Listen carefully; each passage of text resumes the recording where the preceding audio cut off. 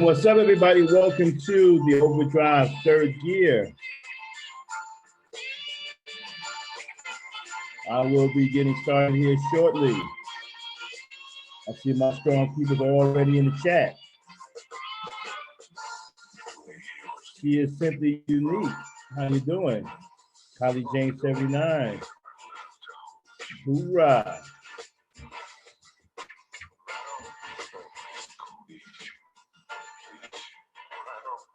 Y'all know what to do. Tap that one if you can hear me.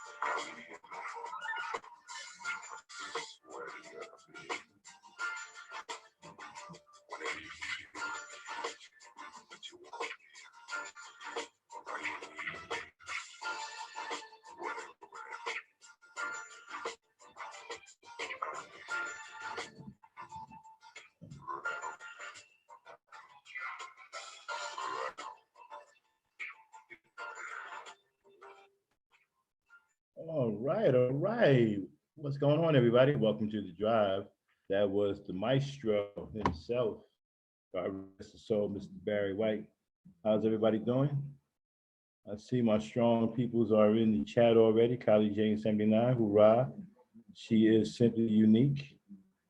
Oh man, we're going to get into some good stuff today. I got a lot of stuff to get off my chest here. Been hearing some wild, crazy things out here from these weak Negro males. First, let me get my rant music going here.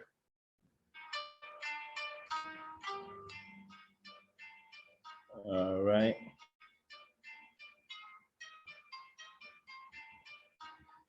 All right.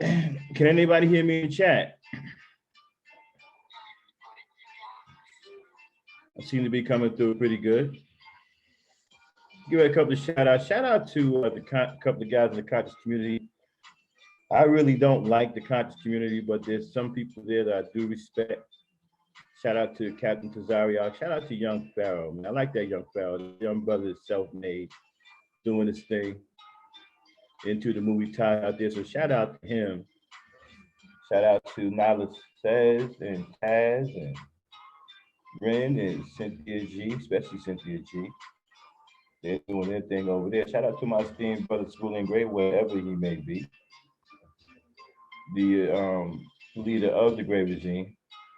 Shout out to all my Gray Regime brothers. Well, let's get started. I guess people will come in as we go. The topic today is, I feel sorry for the Black woman. Yes, I do. The Black woman today has got it bad. These crop of sorry Negroes ain't worth 2 nickels to rub together. And shout out to Cynthia G. You know, you guys are mad at Cynthia G, but you keep proving her right. Keep proving her right. You haven't proved her wrong yet. Every day you prove her right. You guys are competing with women when you should be competing with men. You see, let me tell you something. See, the cowardice, the weakness, and the fear that's in these Negroes today is something I have never seen before in my whole life. There is no reason for a male to be that afraid. There's no reason for a male to be that unproductive. None of the stuff these guys talk about is productive. As a matter of fact, the more they talk, the more comfortable they feel with not being responsible for anything in the community. Because the talking is just a smoke screen. It's just to cover up for the fact that these guys are irresponsible and don't want to be accountable for anything. This is why they join these factions. I mean, I come from a different time. I come from a time to where we were hard. You had to be hard. You had to have heart. You had to have courage. I grew up in a time where you had to fight in the street with your bare hands. We called it shooting a fair one. And if you picked up a weapon, you was branded as a coward. And in those times, you didn't want to be branded as a coward. You may as well move out of the neighborhood because people would make your life miserable if you were a coward or branded as a coward. The women wouldn't talk to you. None of the brothers would be your friends because nobody wanted to be seen with a coward. Nowadays, you guys, with your manicures and your hairdos, you sit up in beauty salons for women. You don't want to break a fingernail.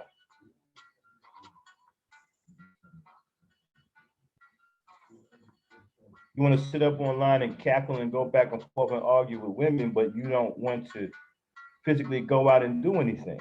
You don't have anything to speak of. You talk about what the Black woman is doing to the community, but here's the thing. You aren't doing anything in the community either.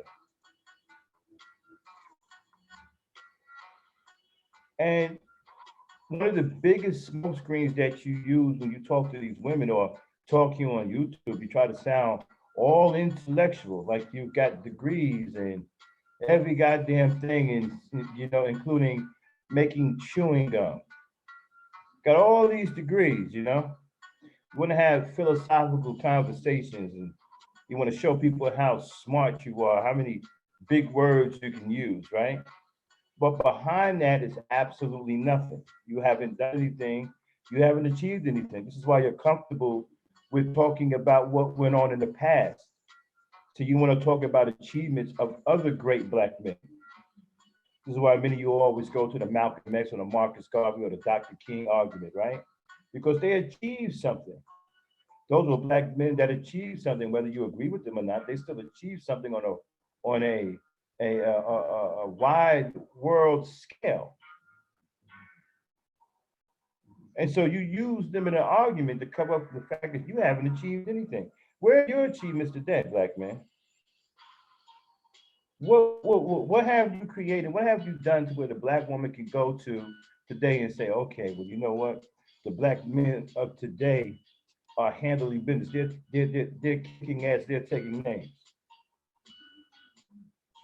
Nothing. I don't want to hear anything about, well, I'm taking care of my kids.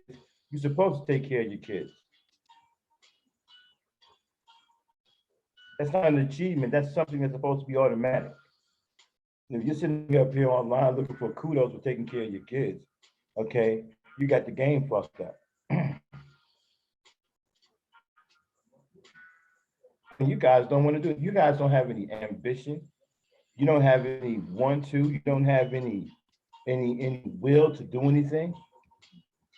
All you want to do is come online, and argue back and forth with women. You want to compete with women like you're some kind of, runway model. You want to walk down the catwalk better than a woman walks down the catwalk. You want to dress better than women. You want to sound better than women. You want to compete with women. Everything you do is to compete with the black woman. You don't do anything to compete with the other men out here in this world who are moving and shaking, building and creating. You don't want to compete with them. You're afraid of them, right? You don't have enough masculinity. You don't have enough testosterone to go out there and compete with real men. So what you do is you go and you compete with women. You become effeminate in the process. You get into these shouting matches with her, trying to outshout her. There used to be a saying that you couldn't outtalk a woman. See, I come from that era where you didn't argue with women because you couldn't outtalk them. You just let them go ahead and yell, and you be quiet. And eventually they'll stop, they'll get tired and they'll stop. Man, you dudes ain't trying to hear that, man. Y'all trying to be more of a black woman than the black woman is.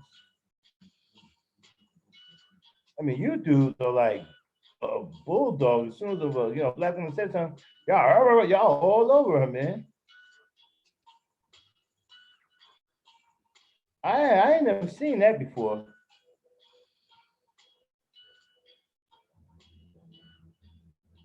I mean, you guys got all of this smoke when it comes down to women. All of a sudden, when there's a woman involved, you tough. You got your chest sticking out. You got your fist balled up. You don't put Noxzema on your face. You don't put Vaseline on your face. You done kicked off your heels and you ready to go scratch your eyes out.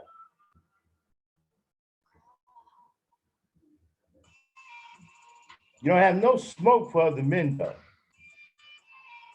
You can't sit up and have one conversation about what you're doing out here to compete with other groups of competing men. With groups of competing, you don't have no conversation about that. I don't hear you guys in these chat. I don't hear you guys on these panels talking about what you are achieving.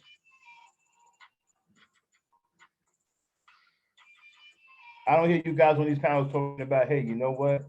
We're going here and we're going to do this. We're going to make this. We're going to make this happen to make that happen. Nah, your conversation is about ratchet black women. It's about what the black woman won't let you do. It's about how the black woman gets in your way all the time. It's about how the black woman stops your progress. How can that be? And then you see, my whole thing is when you have this type of mentality, right? Then you can't, if that's the kind of mentality that you have, and you don't have anything to back it up, you're not out here competing with the men where you're supposed to be competing, then you can't have this idea that you want a black woman to submit, or any woman to submit for that matter. Well, I don't count Becky, so, I don't count Becky. So when you're doing this, you can't ask, well, first of all, if you're competing with her, right, then why should she submit to someone that's competing with her? I mean, you done sized her up, right?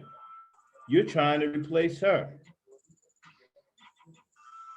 So what is there for her to submit to?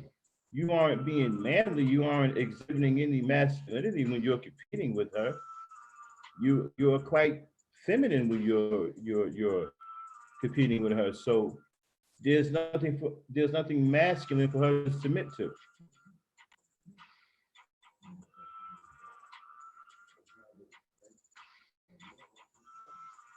The whole thing about this blame the black woman thing, right? Just another cover up for you guys being derelict in your masculinity, derelict in your manhood. You don't want to go out here in these streets. You're scared to death to compete with other men. This is why you hide behind these factions. All of a sudden, you're a Hebrew Israelite running around here talking this nonsense about the Bible and even using the Bible to say that Black women aren't being submissive. Using the Bible to say that Black women aren't doing what they're supposed to do. Even though you don't use the Bible on yourself, even though you aren't doing what you're supposed to do, but for some reason you're using the book against her. If you're not a Hebrew Israelite, then you're a Moor, right? Chasing some dude named Noble Jew Ali. Again, talking nonsense and not doing anything in your community. Your community is in shambles. Your woman is running around here screaming on you because she don't have no respect for you. But yeah, you are Moor now, even though the Moor's been gone for since hell froze over. All of a sudden you're a Moor. Your name is Tahaka Bey or Roy Bey or something Bey. This is pathetic. This is embarrassing. Other races of people, they're watching us. They see this stuff. And how embarrassing it is for the Black woman to have to endure this kind of behavior from her own men. Where her men want to dress up in costumes and walk around here and pretend that they're females and argue and fight with females all the time, rather than going out here and being a man and tilling the ground, building infrastructure, building these places that will house our women and children, providing clothing, providing finances, providing resources, providing resources, providing the things that are necessary for our community to thrive and our women and children to survive. How embarrassing is it that her man is running around here dressed in drag, hollering and screaming and complaining and fighting with her? How must we look to other races of men? How embarrassing that is to the Black woman when she has to look into the face of other people when her men are behaving this way. For other races of women don't know what it means not to be protected. Chinese women don't know what it means not to be protected by their men. They don't know anything about that. These other races of women, they don't know anything about that. They can't relate to the Black woman. Even in the Arab countries, where some of you always try to use talking about, yeah, if the woman don't do this, then they hit her upside the head with a rock. Yeah, but you can't hit her upside the head with a rock, though. You see, even though they hit her upside the head with a rock, she's still protected. They're not gonna let you touch her. You couldn't go over there and hit her upside the head with a rock. They'll cut your head clean off. So these other women, they don't know what that means. Not protected. They can't have that conversation with the Black woman. The Black woman said to them, look, my man don't protect me. These other race women are like, what? What do you mean?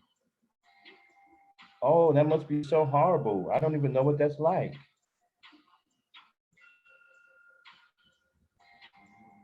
And they don't. Only the Black woman knows what that's like, to walk around here and not be protected by her men that she gave birth to, grow up and become rogues. And instead of protecting her, they get into competition with her and want to be more of a woman than she is, and get up on YouTube and cackle and yackle back and forth, trying to out-talk other women, trying to show that their feathers are more colorful and brighter. showing that they can yell louder than the black woman. They can out-talk her. Since when do men do this? You don't see these other races of men doing this. You don't see these guys on YouTube arguing back and forth with their women. And even the ones who are on here talking to their women, they've already established themselves. They done built something. These other races of men can do all of these things. They can provide protection, food, clothing, shelter, right? And employment. Now, how many black men can say that they provide all of these things for the black woman? No, they can't, Kylie Jane, they can't. They don't even know what y'all talking about. Y'all sound crazy to them. Like, what is this black woman talking about? She lost her mind. What she mean, no protection? And they start laughing with each other. Did she just say no protection? You hear her talking this mess? They don't know what the hell y'all talking about. They don't know what it means to not be protected by their men. They don't know any of that.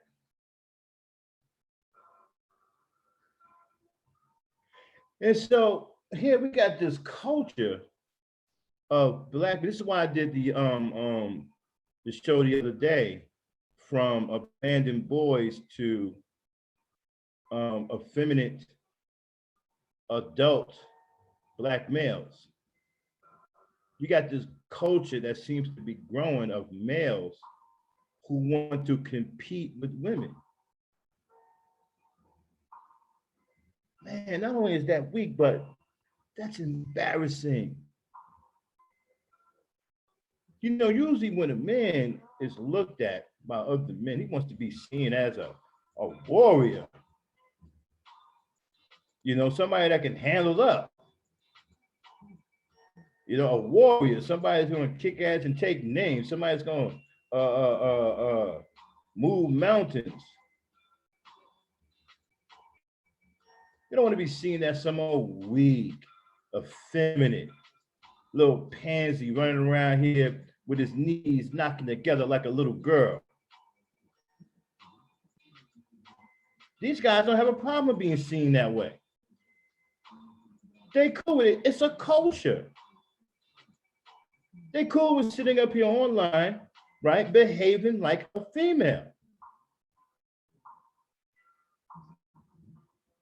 They cool with arguing back and forth with women, trying to get the last word just because the black woman can't get the last word. They're so hateful. They're so full of hatred for the black woman that they want to make sure she don't get the last word. This is embarrassing. There's nothing manly about this.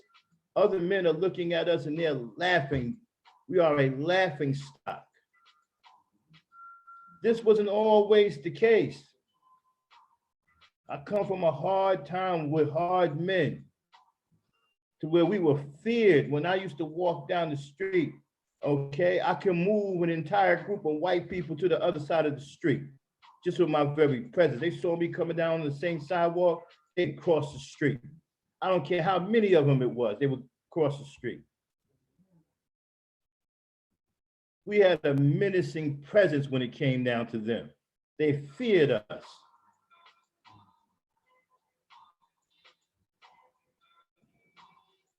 Now these white people, white boys are all up in your neighborhood, impregnating your women, giving them diseases and whatnot. You know, AIDS, rabies, ringworm. You understand what I'm saying? Lice.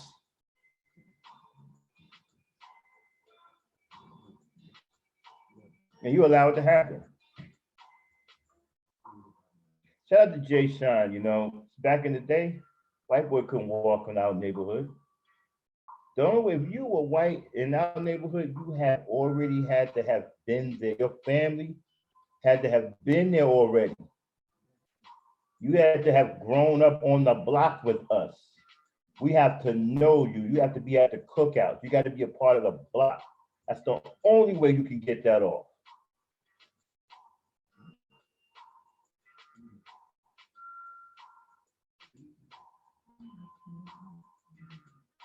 Yeah, yeah. I am 50. That's because they don't have no respect for us. They don't fear us anymore. But we got too many men or males, right, who are competing with black women. And they're disguising it. They're online trying to be intellectual, saying that they're saying all these big words, always trying to quote Marcus Garvey, always talking about what happened in the past. Okay? But the conversation never gets switched to the present because the niggas ain't doing anything.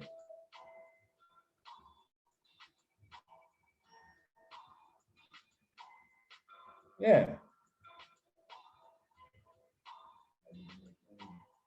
These niggas don't have no conversation about what they're doing today. The average Negro, when they go up on these panels, if he ain't blaming black women about something, he's talking about what other Negroes did in the past, never talking about what he's doing right now, because he isn't doing anything.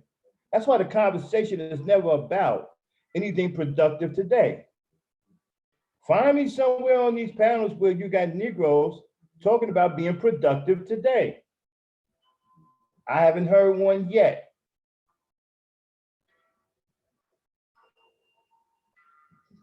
Haven't heard one yet.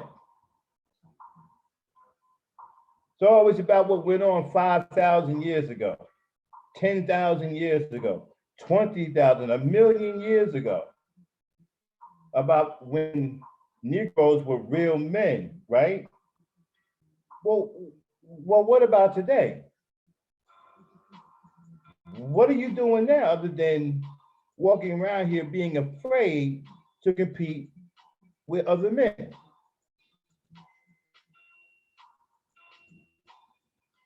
You don't have any conversation about that. Your conversation is about, well, you know what? It's the black woman's fault. She's being ratchet. She's out there twerking.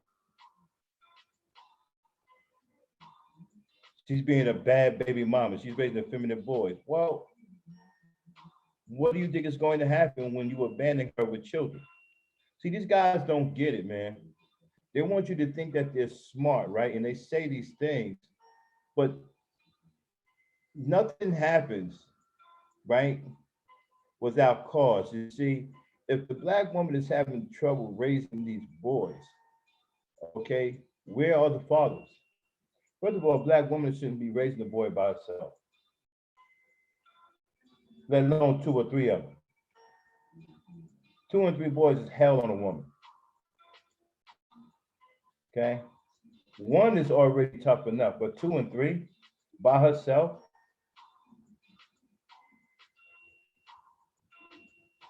I mean, she's doing everything she can to remain sane at a certain point. Because boys are rough, man. Boys are rough. They're hard to raise. And they need very strong discipline.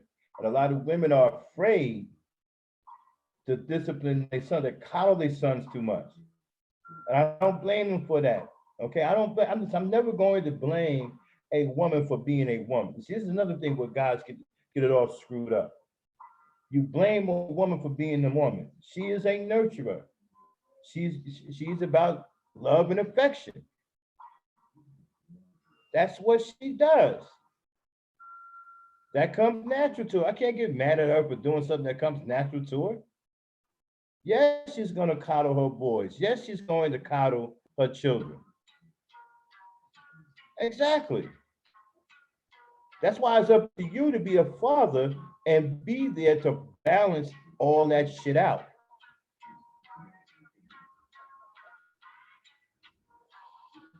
That's why it's important for the father to be in the children's lives to balance all that out. Can't ask a woman to stop being a woman. They're naturally going to love their children. hug their children, hold their children, be affectionate towards their children. Hell, it takes it, come on. How long does it take for your mother to stop calling you her baby? I was the youngest. I don't think my mother ever stopped calling me her baby. You can be 50 years old. If you they firstborn or they young, they don't call you their baby. That's just the way mothers are. You don't blame them for that. You don't say, hey, you know what, you because you're being a mother, I'm mad at you. I got a problem with you being a mother. I don't like the way you showing all this love and affection, all this woman stuff. You got a problem with it, then stay your ass in the home to balance out the raising of the children. You got a problem with it, then keep your ass in the lives of your children. It's a simple fix. It's not complicated. This isn't rocket science here. You know, we're not reinventing the wheel. We're not trying to make a mountain out of a molehill. This is simple logic.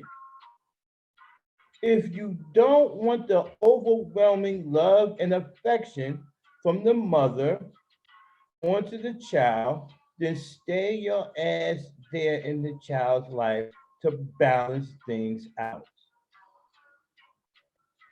But don't get mad at her for being a mother,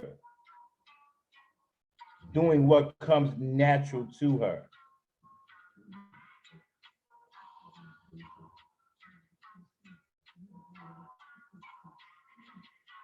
You can't leave boys around a bunch of women and think that, you know, he's gonna grow up to be this hard charging. No, he may grow up to be a fine young man, but he's definitely not gonna be, you know, this hard charging so and so. He's gonna have an effeminate. He's gonna have a feminine side. See, he's gonna have that side of reasoning that we men pretty much don't do well with when we are an adult. Okay, because it causes us to not develop courage properly.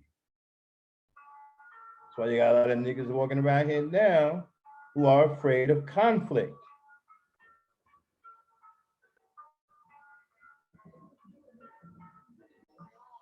Well, Iron Fist Spiral, I mean, the man leads and the women follow. I mean, yeah, you see, that sounds so primitive to me, right? Because it don't have to be, it don't have to sound like that. Okay.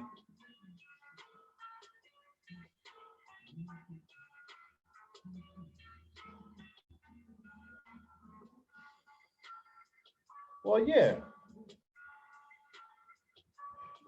of course it's more than physical. It's never really, well, physical growth really don't have anything to do with it. It's all mental. The physical is just icing on the cake. But it really is all mental. That's why it's very important for the father to be in the child's life. Very important. Hold on, let me put these links out real quick while I'm at it. It's very important for the child to be, I'm sorry, it's very important for the father to be in the child's life. You see, what I have a problem with is guys saying that it's the black woman's fault, right? Well, how is it her fault when you're not around to raise children? You can't just leave a woman with 3 and 4 children by herself. And they come back 10 years later and blame her for, well, you know what? You didn't raise my son properly, or you know, my daughter's out here twerking. This is what these guys do, man. They come on these panels, they blame women. They blame women for something that could have been prevented if they stayed their ass in there, right, to raise their children. I did a show the other day about, you know, abandoning the boy. See, when you abandon your children, then you have forfeit. You have forfeit the right to shape the personality or shape the people that they will grow into. You forfeit that right. You're not involved in that anymore. So you come back 10, 15, 20 years later, you really ain't got nothing to say about anything. Hold on, let me throw the what's the name of the guy in case somebody wants to come up. I'll put it in the chat here. I like to open up the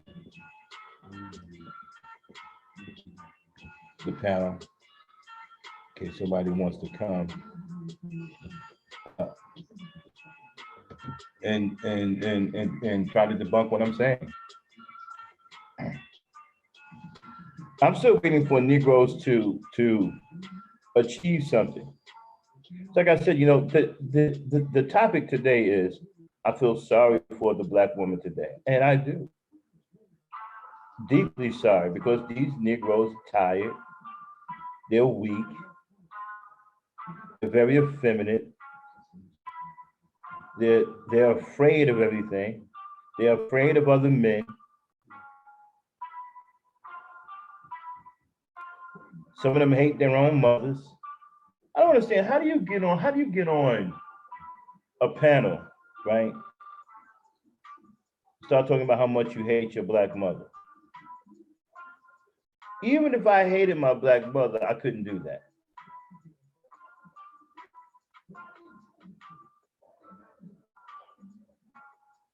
There are other men out here who love their mothers. You think we want to hear about how much you hate your Black mother? We don't want to hear that. I saw a panel where you had a bunch of brothers on there hating their Black mothers. I got a problem with the guy who did the panel. I would never do a panel. I would never have a panel when I'm hosting. Okay, some messed up brothers who obviously got issues.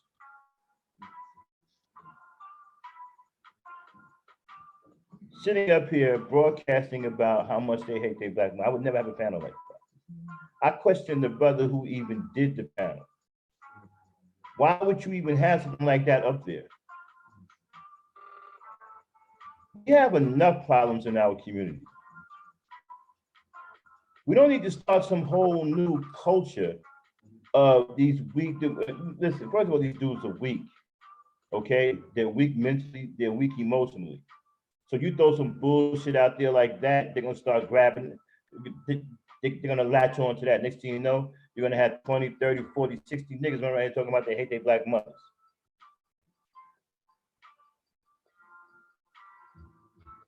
I would never have a panel like that.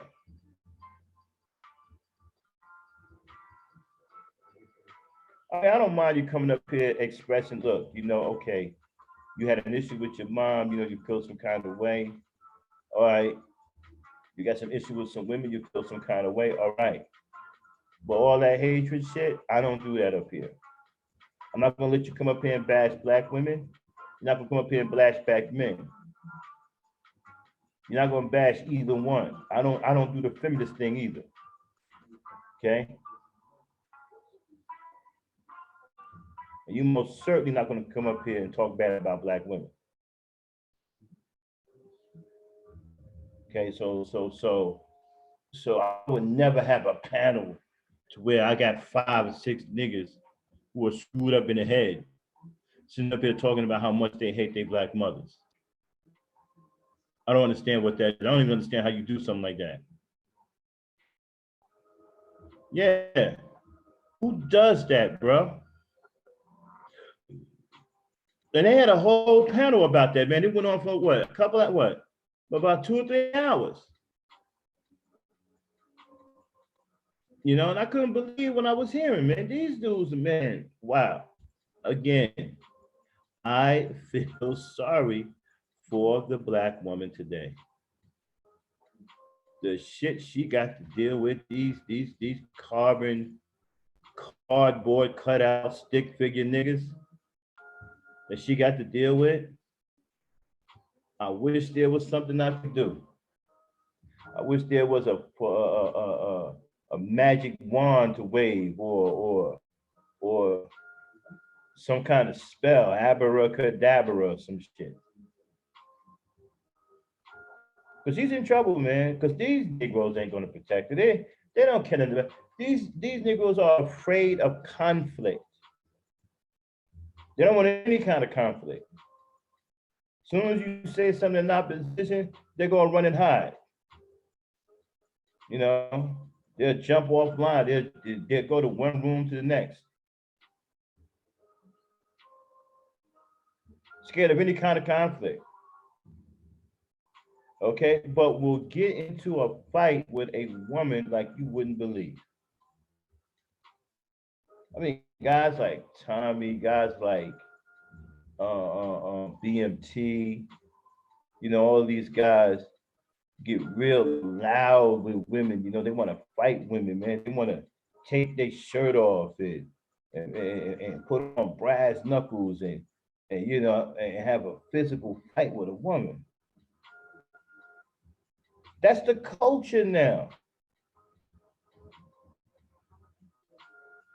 I mean, these guys have gotten to the point where they have taken on the feminine qualities from back in the day, where women used to put Noxzema on their face or whatever, or oh no, before they fight, they would put Vaseline on their face.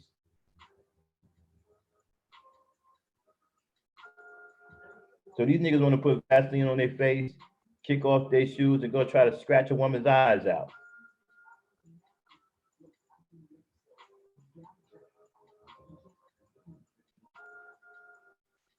Yeah. Yeah, Iron Fist Spiral, yeah. Wow. Listen to this comment here by this brother Iron Fist Spiral. He said, he told the woman she was beautiful, and the dudes got on the comment board calling him a simp. Wow. You know, I'm not surprised at that, man, because these guys don't have no sense of they don't know what it's like to court a woman, okay? They don't know what it's like to treat a woman a certain way. They don't know how to win a woman's heart. You know, they don't know about saying kind things or nice things to women to get them to smile and get them to, you know, to get them to warm up to you. They don't know anything about that stuff, man. They think that a woman is just they think that you're supposed to just be some blunt force instrument, go to a woman and say, hey, woman, I want you to be my woman. I want you to get down and submit. And she's supposed to do all of that. These guys don't have any sense of understanding on how to deal with a woman at all. That's why they're running around here talking about being selective, non-selective, because they can't get the pussy.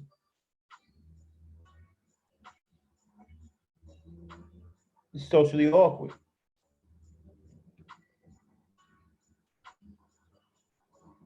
See, it's a simple solution out of that social awkwardness. These guys can get as much pussy as they want. Yeah, extreme lack of appreciation for the opposite sex. These guys can get what they want, right? If they had confidence in themselves. Or at least they can get women to notice them if they had confidence in themselves. They don't have any confidence in their own abilities to win a woman's heart. They don't know how to court a woman. That's what I was talking about before about courting. You need to court a woman. You have to put time in, invest time into a woman. Get to know her. Do some things for her. Treat her like a lady. Women like nice things. Buy candy. Do all of the old school stuff. You think we old school cats are still married? Been married for 20 and 30 years, almost double digit years. We come from that old school of romance. You cats don't have any romance today. I ain't heard nothing. I haven't heard one dude yet that's a part of this generation to say anything about romance.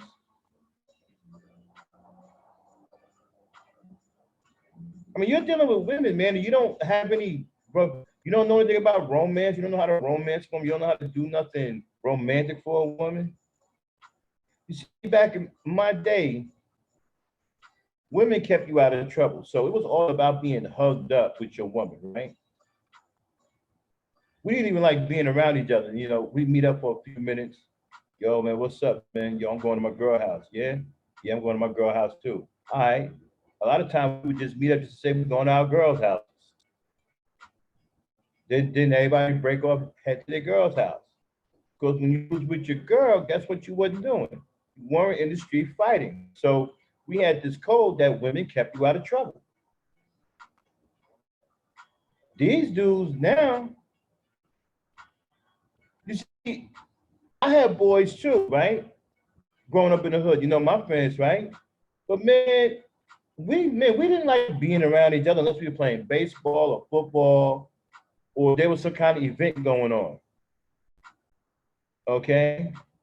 Or you know, we drinking some Boom Farm or we drinking, right? And even if we was drinking, we were talking about women. We didn't even want to be around each other. Real men don't even like being around each other. Real men are anti-male and pro-female. Gay men are the opposite. Gay men are anti-female and pro-male.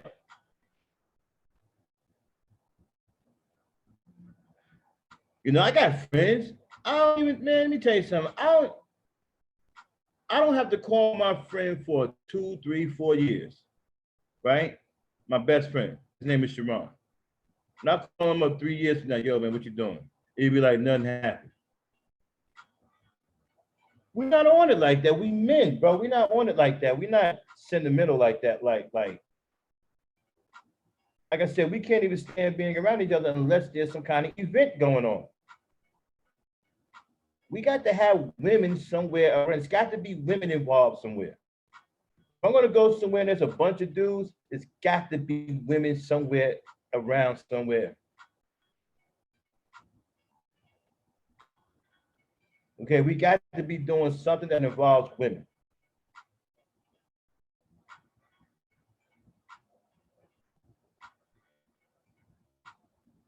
Yeah, you know, we got to be ready.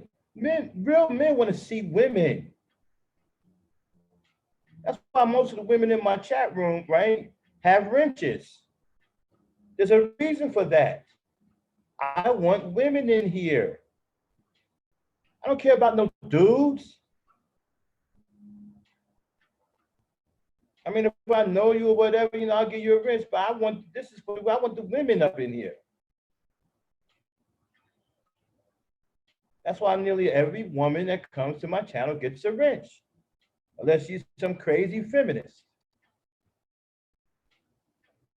I want women to feel comfortable here. I want them to feel that this is a little haven for them where they can come and they can chill.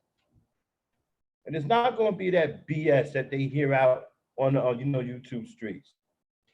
They're going to come in, somebody actually gives a damn about them.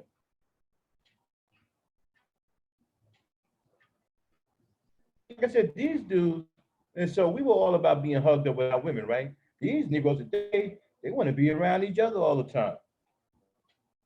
You know, 10 of them together, you know, running in packs with their pants hanging down,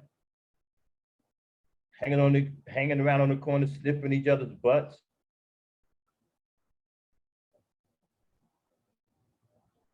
I mean, these Negroes sniff each other's butts to the point where they fall in love with the aroma that comes from the crack of a nigga's ass.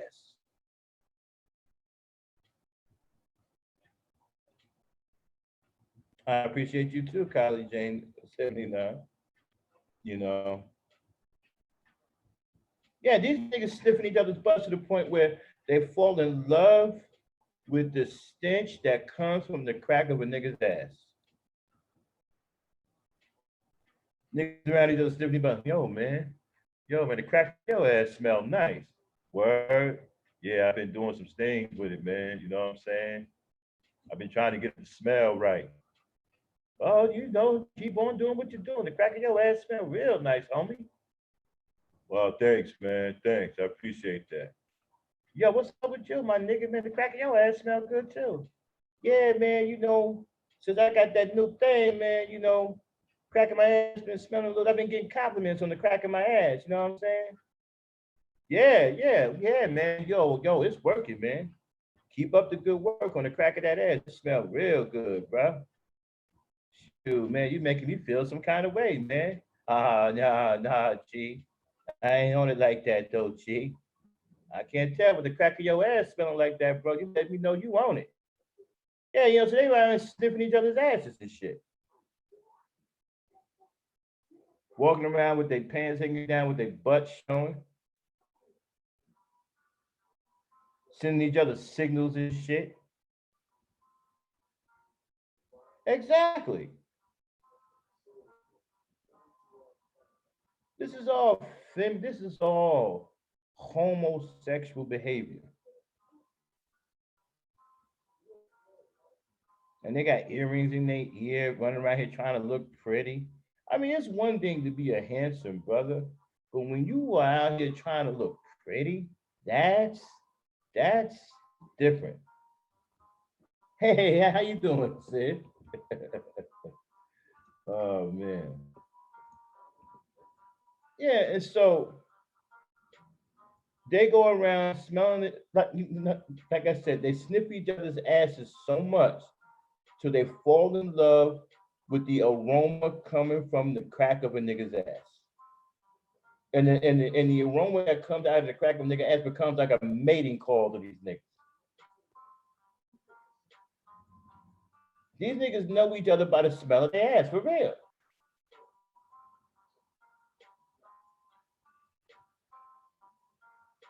Okay, Sid. And shout out to Cynthia G.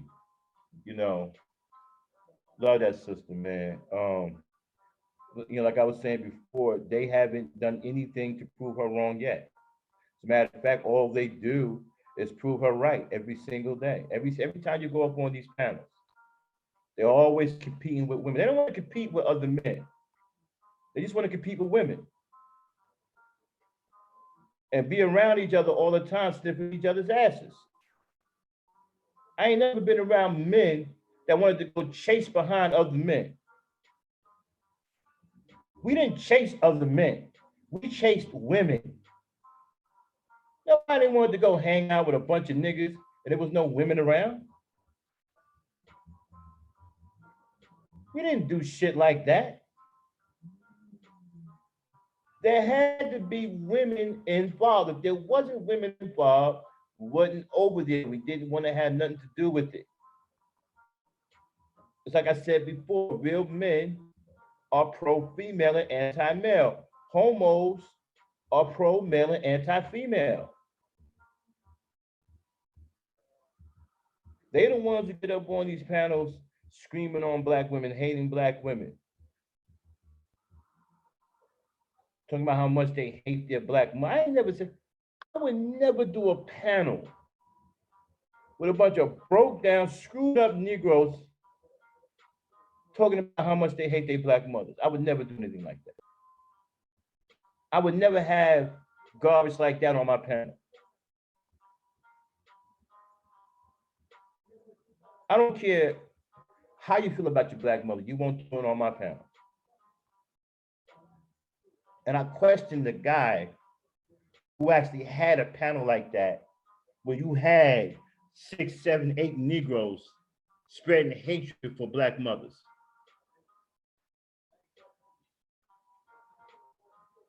And again, there's still no conversation about what is productive that Negroes are doing today. There's always a conversation about yesteryear, right? Marcus Garvey, Malcolm X, Dr. King. These Negroes are always talking about what other black men did in the past, right? But they don't have anything to talk about today when it comes down to them. They don't have any achievements today because they won't get out in the street and compete. That was O'Shea's panel saying, with Prophet of Thought and them up there talking about they hate their black mothers. And but they won't get out in the street and compete. Okay, you want to take your shirt off and put Noxzema on your face and get all greasy, right? And you want to challenge a woman to scratch her eyes out, but you won't get out in the street here and compete with other men.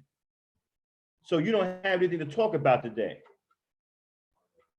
And so because you don't have nothing to talk about because you have achieved nothing, right? You start hiding behind these made up factions, you know, these Hebrew Israelites. All of a sudden you're a Hebrew Israelite. Using the Bible to hate Black women.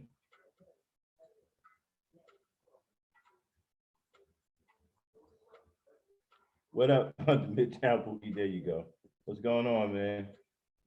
Just sitting up here and ranting, my brother, about these bullshit niggas.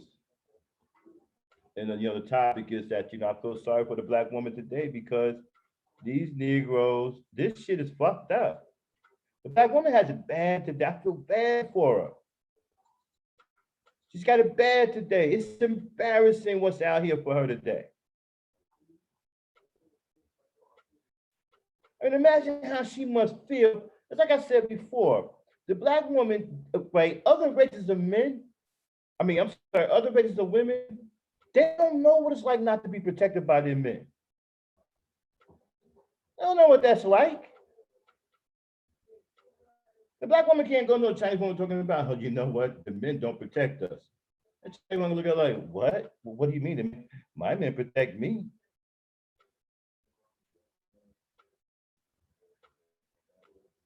Black woman can't even the Black woman can't even have that conversation with other races of other races of women. Other races of women are protected by their men, even the ones in even the Arab ones that these niggas always try to talk about, right? So my well, if a woman gets out of line over there in in the Middle East, he hit upside the head with a rock. Yeah, but you can't do it though. You can't go over there and hit her with a rock. He'll cut your head off. He may be hitting upside the head with a rock, but she's still protected. You can't even protect your woman. Like I said, the Black woman can't have this conversation with other races of women. They look at her like she's crazy. Like, what is this Black woman talking about? She lost her mind. What do you mean? No protection from the men. They don't even know what that means.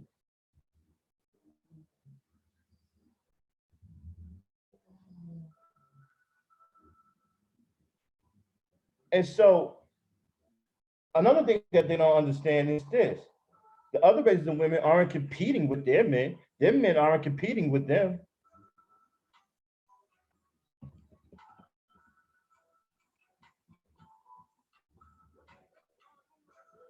Agree, Cynthia. They really don't.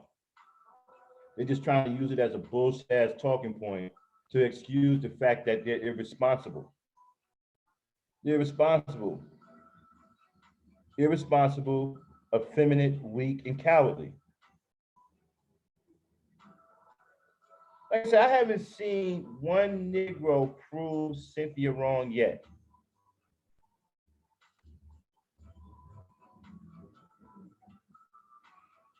Yeah, you know, and that's sad.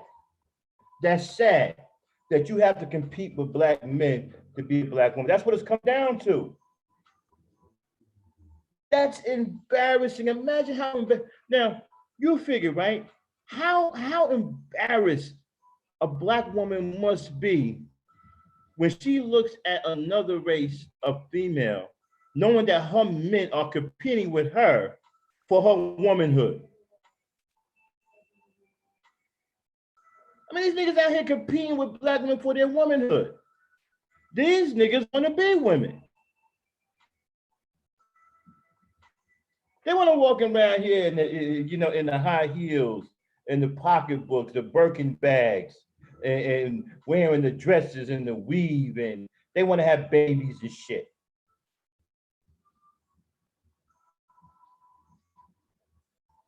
Yes, it's embarrassing, Midtown Pookie. So this is why I made this video. I feel so sorry for Black women today, man. My heart goes out to them.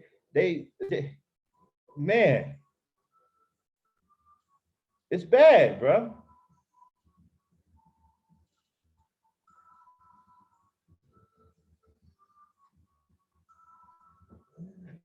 Um, Clara, I don't know about the black race in the whole, when you talk about Africans and stuff like that. I don't know if they can be breeded out. Because swirling's been going on since the beginning of time, and these Negroes are still here. Okay, swirling is not anything new. They've been, having sex with other races for I don't know how long. I mean, God knows how long. I don't know. I don't know if it's going to ever get to that where we'll get breeded out. The American Negro may get breeded out. He may get breeded out.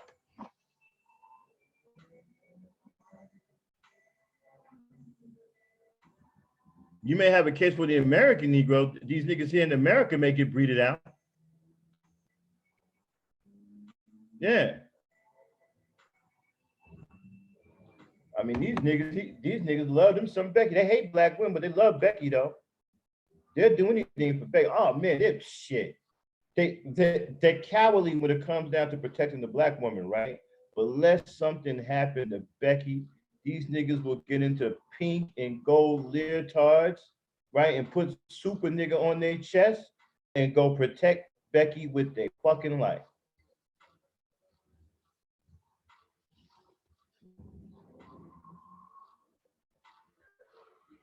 They'll throw their life away for Becky.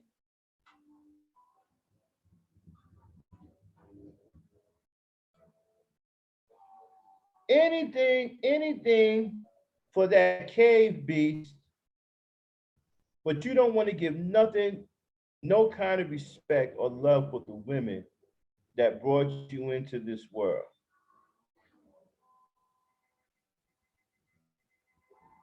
Yeah. It's disgusting when you have brothers who sit on these panels, right?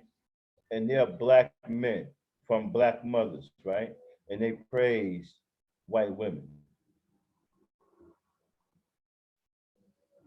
See, the town that I come from, that's an insult. We wouldn't even be around you if you did. You couldn't even like if you was with white women, right? Nobody would even fuck with you. Hey, what's going on, Chaos? Nobody would fuck with you.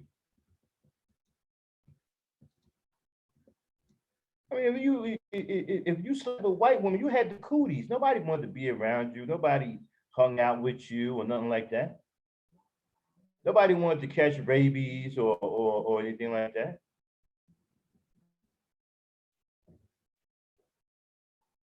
And then back then we were really like we were really into our blackness back then. So for you to go with a white woman, man, it was like a slap in the face. It's like you insulted all our black mothers. We had a real problem with it back then, a serious problem. You couldn't come back in the hood. Nobody would fuck with you. You probably get beat up.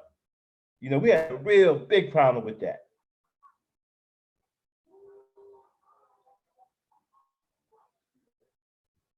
Nobody in the hood, like no real hard nigga in the hood was fucking with a white woman. If you did, you better not have let us. I mean, it better never get out. Nobody better know about it. Because we had all kinds of problems with shit like that. We were really, militant and really into our blackness back then. That's when the black woman was sporting the afro. There's something about that afro, a black woman in the afro, that's some powerful shit.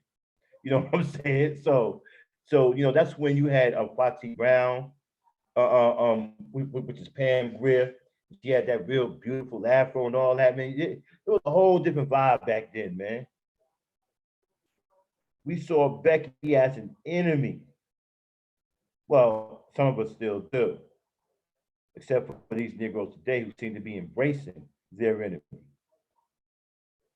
Who seem to be in love with a woman that gets them killed.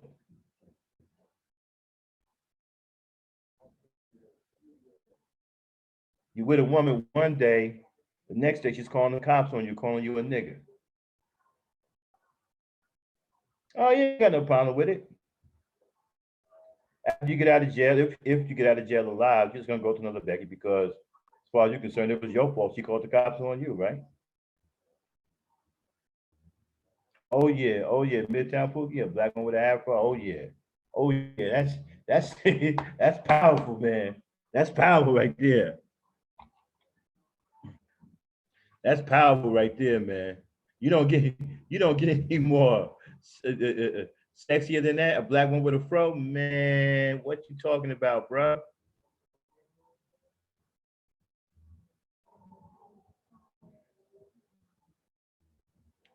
So again,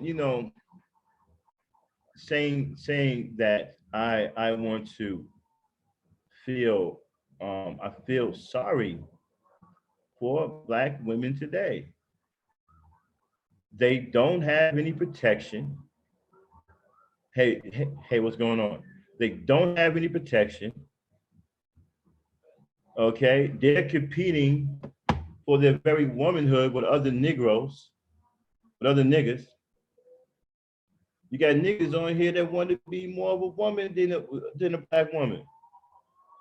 I was arguing with one the other day, man. Every time you turn around, right, he wanted to do something better than the black woman did it. If a black woman did it, he wanted to do it better. Or he wanted to find some black man that did it better.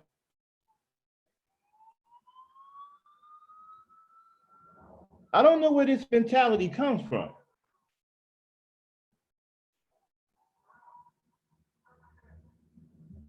I ain't never seen anything like this. Like I said, I come from the late '60s and the '70s, and I don't know what this is, man. This is like the worst group of black men I've ever seen in my life. They haven't done anything to the environment. The environment is corrupted. They're complaining about the black woman is ratchet, but yet they're derelict. They're not doing anything in the environment. They keep talking about the black woman is dating bums and having sex with bums, but yet they won't raise any decent young males.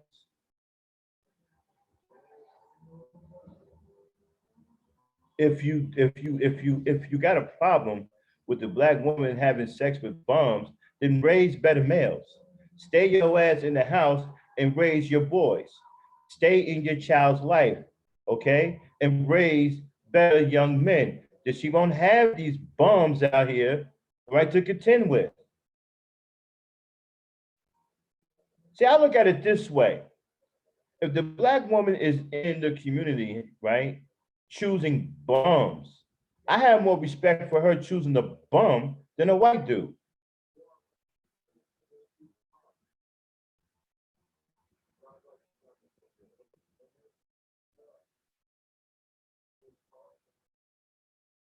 I mean, that's racial loyalty right there. She'd rather be with a black dude that's a bum, right? Than to go lay down with some cave dog. I can't do nothing but respect on that. I can't even say nothing to her about. I can't even say nothing bad about her.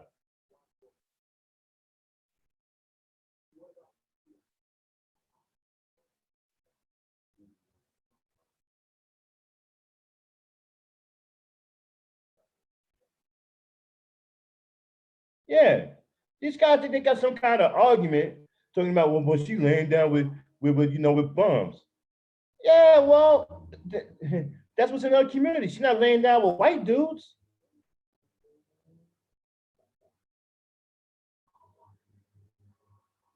If you got a problem with her laying down with bums, then raise some better young men. See, this is a simple fix, people. There's no rocket science here. Be a good father. Raise your boys to be strong young men. Then that will take care of the bum problem.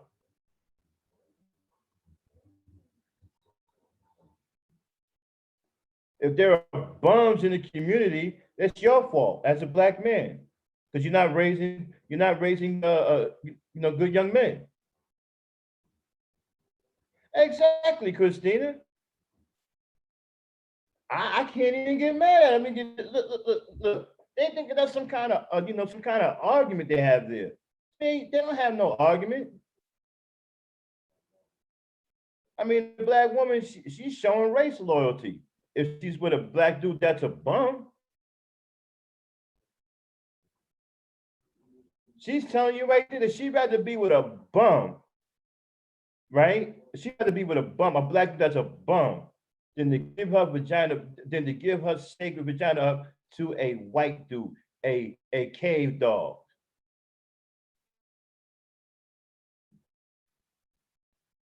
Hey, in Genius TV, I got the link in the chat. You can come up here anytime, bro. We can get with the simple stuff. You come up here any old time you want. Nah, don't leave his comments. Let me throw the link out there. Okay. I'm sick of you niggas talking about simps. Oh, coward ass niggas. Bring your coward ass up here. Here's the link. Nah, let him bring it. Come on, bring your ass up here, man. So you want to call somebody a simp.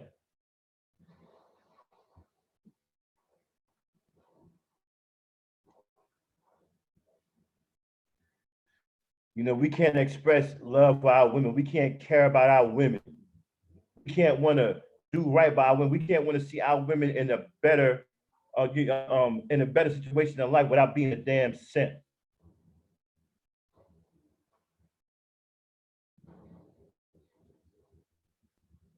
If I'm a simp, then what are you? I want to know what you are. Because if you were a man, right, you wouldn't be here calling another man a simp.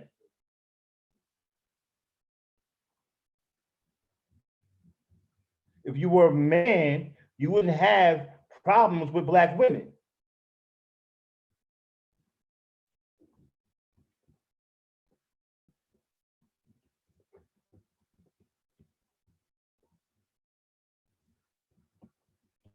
Welcome to the panel, Mr. Chaos Rain.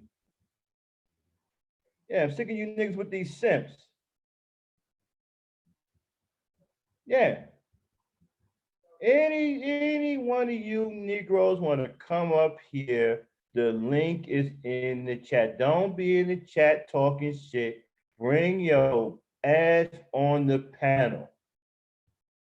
And we can get it on, nigga.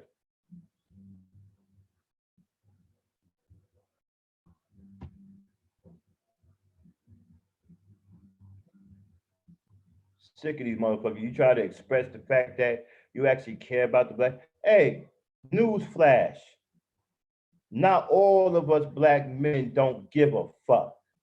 Some of us actually care about our black women. We care about our mothers. We care about our daughters. We care about black women. We get it. We understand what's going on. See, not all of us are fucked up. Not all of us are cowards. Not all of us are weak and effeminate. See, some of us actually give a fuck.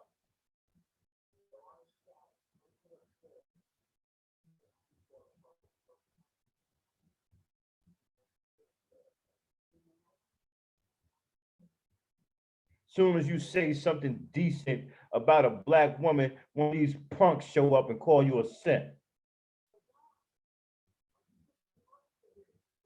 Well, nigga, it's like this, nigga. If you all of that, right?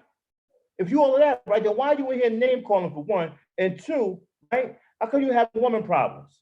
If you all of that, why are you on panels complaining? If it's like that.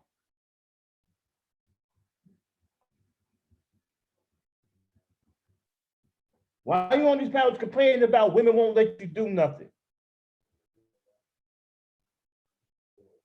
Oh, I can't do anything because the black woman won't let me. I don't have that problem. My brother Saruni, we don't have those problems, bro. Real men don't have those problems.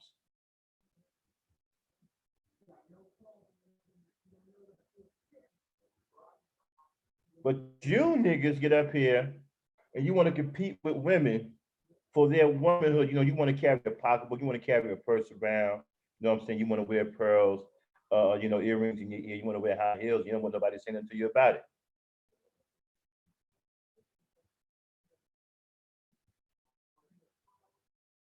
You guys know to call somebody a simp when you're trying to be a woman. You're competing with another woman for her womanhood.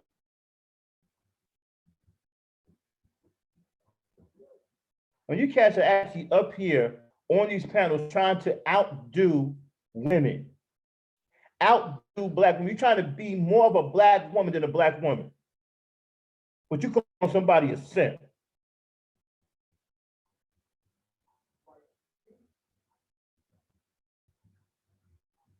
Yeah.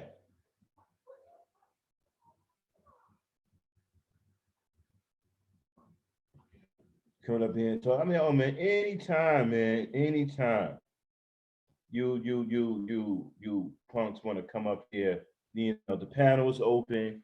Anytime you want to come up here, run your mouth. We're right here. Right here. Not going anywhere. I'm sick of you niggas. You want to come up here, run your mouth. We're right.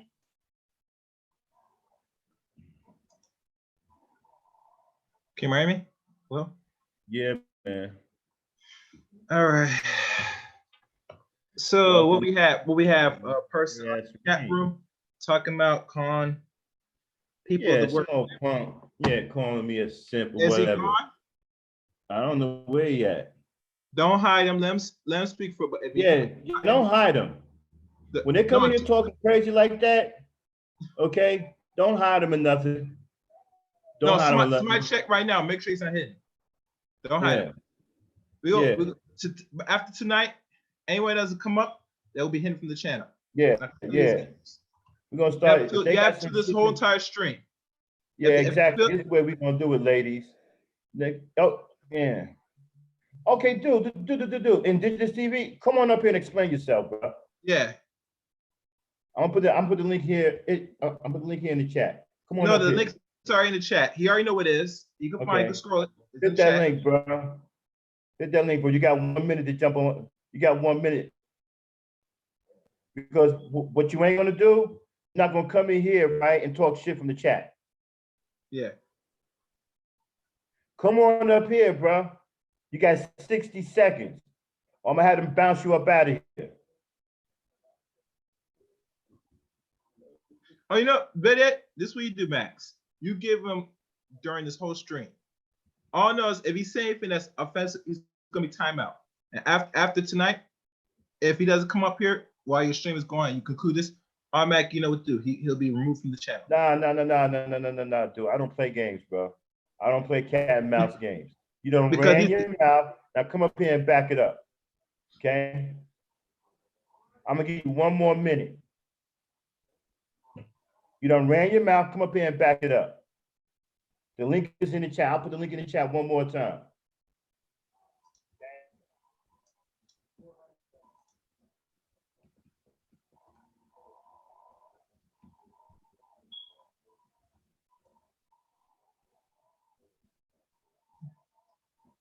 Dig the link. Come on up. State your case, bro.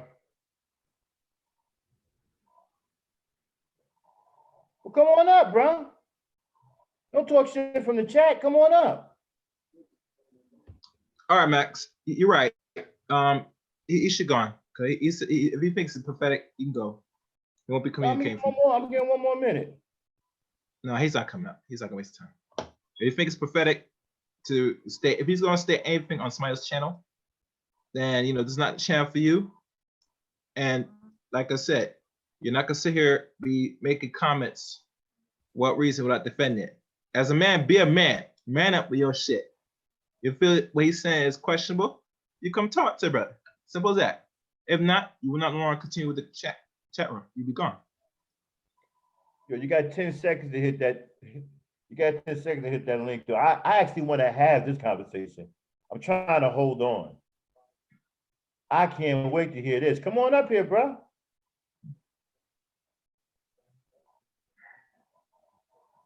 I'm not gonna let you troll from the chat. We don't do that here. Bring your ass up on the panel.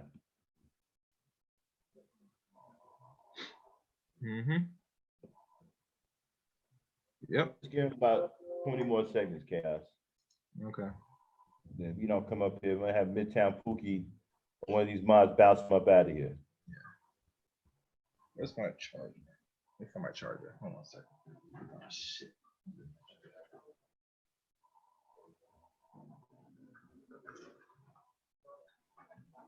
Okay, he ain't gonna do. Hey, Midtown Pookie, or Dane Frankie, get him up Yeah, out of here. any moderate, Sam, good night. Block him, get him up out of here. Yeah.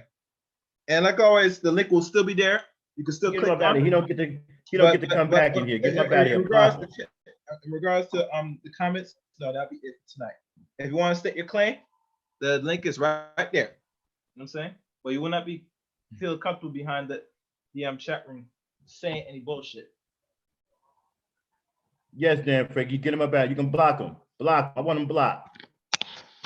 I want him blocked. I want him blocked. I want to send a message that we don't play these kinds of games over here in the chat. Yeah. Okay? You're gonna run your mouth, you're gonna have to prove it. Yep. I'm more than willing to have the conversation. I'm willing to have the conversation. You want to call me a simp, that's fine, but come up here, back it up, back up what you got to say.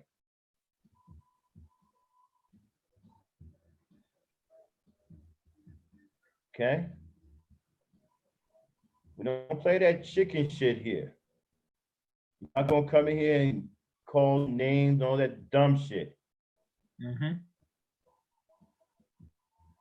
But anyway, yeah. So, Cass, getting back to the show, I was saying, tonight's topic is I feel sorry for Black women. Today, I really do. I mean, they got it bad today, man. The Negroes today are very, very scary.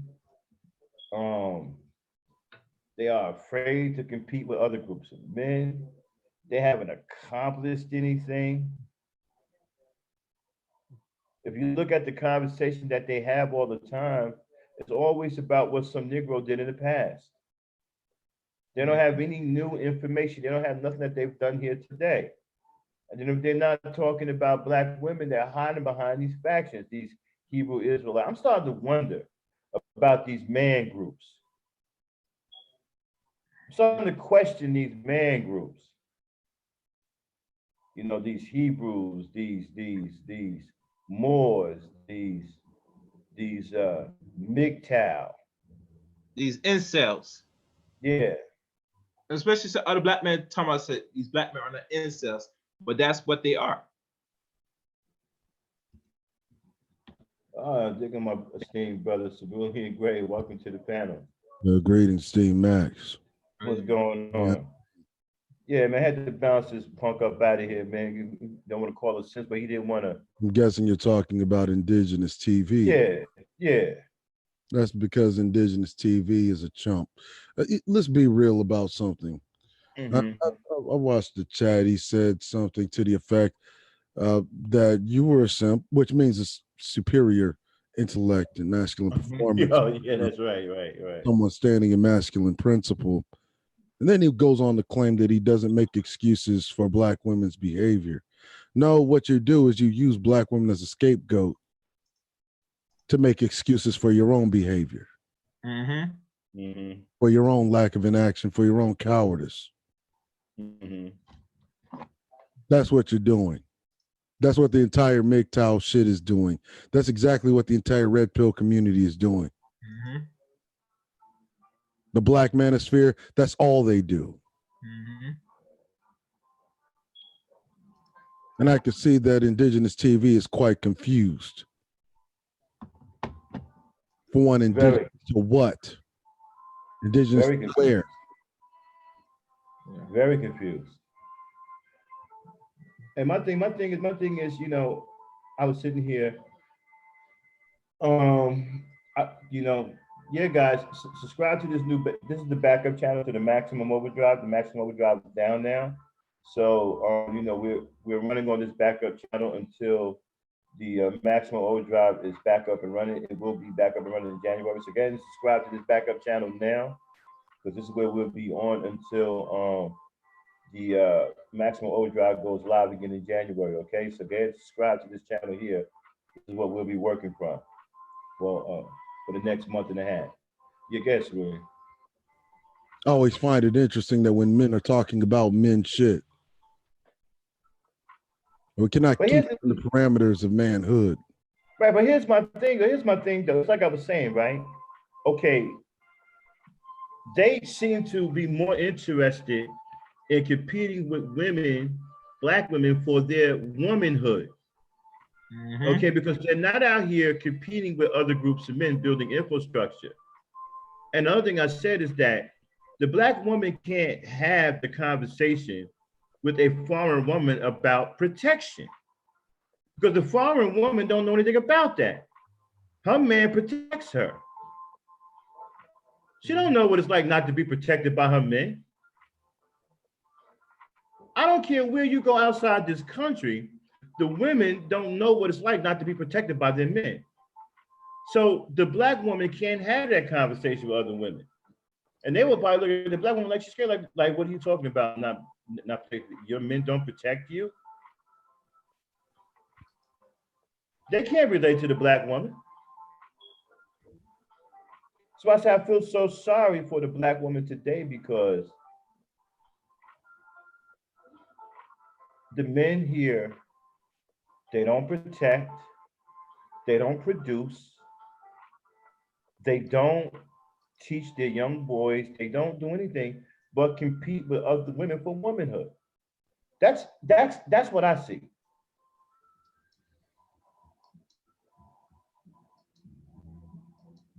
And shout out to Aries Official. How you doing? But yeah, so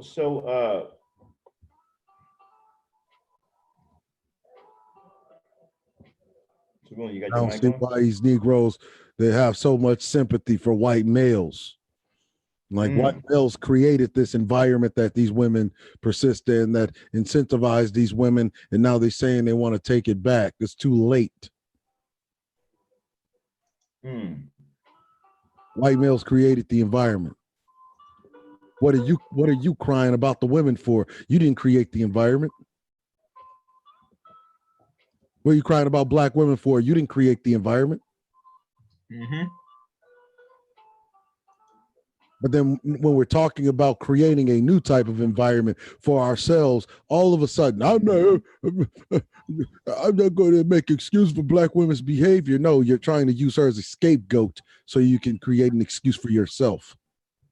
Hey. Yep. Facts. And I ain't never, but I tell you, man, I ain't never like seen a situation where everything keeps coming back to the black woman.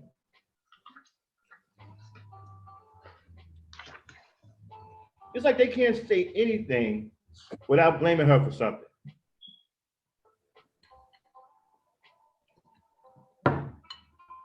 I was arguing with a guy yesterday, and all he kept doing was saying stuff like indigenous TV, right? He don't, what did he say? He said that he don't make excuses for black women when they're wrong. You don't make excuses for them either.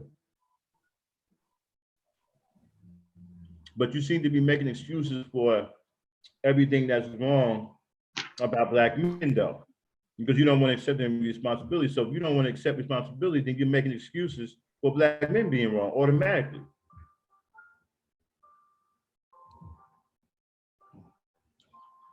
It's automatic when you don't want to accept the responsibility. What pisses me off about it is that you have Negroes really running with the moniker the gynocracy. But was it gynocracy when you had the highest rate of domestic violence and abuse coming up during Jim Crow? Or was it back during Jim Crow that those Negroes were scared of the competing group of men too, so they just took it out on their women? See, a lot of you think it's new just because we have the internet, or just because you finally have a voice, or do you? Or did you always have a voice? Matter of fact, you had something a great deal more than a voice. As a matter of fact, back in the day, a lot of these niggas, they wouldn't even fucking hesitate but to go upside a black woman's head. Was it the gynocracy then? Was it the gynocracy then?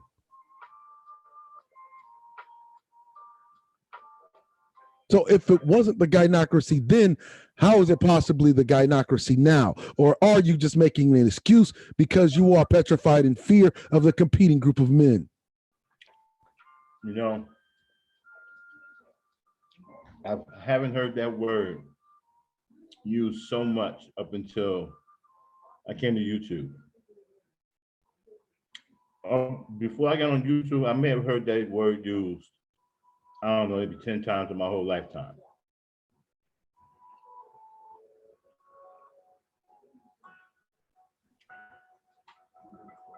Just 10 times.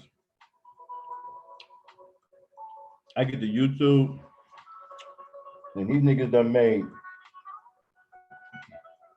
a whole damn culture out of talking about gynocracy and using that for an excuse for them to be derelict in masculinity and manhood. What's up, Joe? See, I'm gonna tell you guys a little secret. The gynocracy does exist, but it only exists in one place. In the minds of these derelict niggas. No, I'm talking about the physical gynocracy. That's the mythical gynocracy. You know, that when they talk about gynocracy, oh, this woman talked to me fucked up. It's gynocracy. This woman took me to child support court. It's gynocracy. No, the gynocracy does exist. It exists in academia, upper academia, the grooming pool for the bourgeoisie.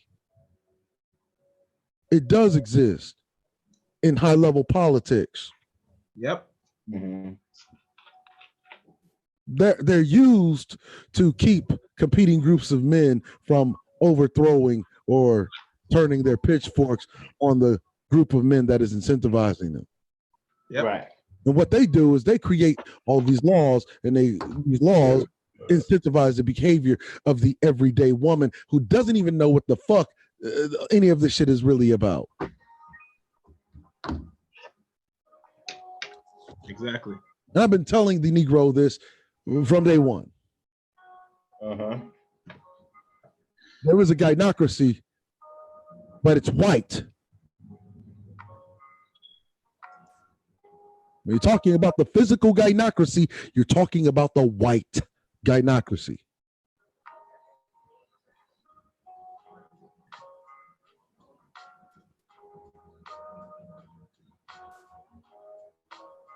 You see?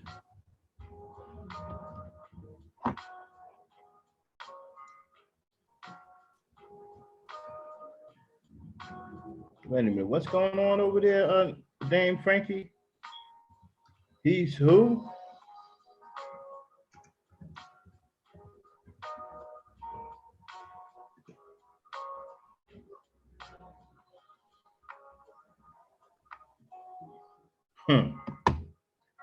Anyway, yeah, so Cerulean, so Yeah, so when they're talking about the physical gynocracy, they're talking about the white gynocracy. There is no black gynocracy. It never has been. The gynocracy was created to micromanage foreign groups of men through white women. To micromanage foreign groups of women through white women. That's why white women are the majority when it comes to human resources representatives. You know, the hiring and firing process. When white women go get a job at a corporation, that's exactly where they're stuck. They're put there, they're placed there to keep a powerful competing group of men out of the company, because what they really want is compliance. They don't want anyone who is aspirational or has ambition.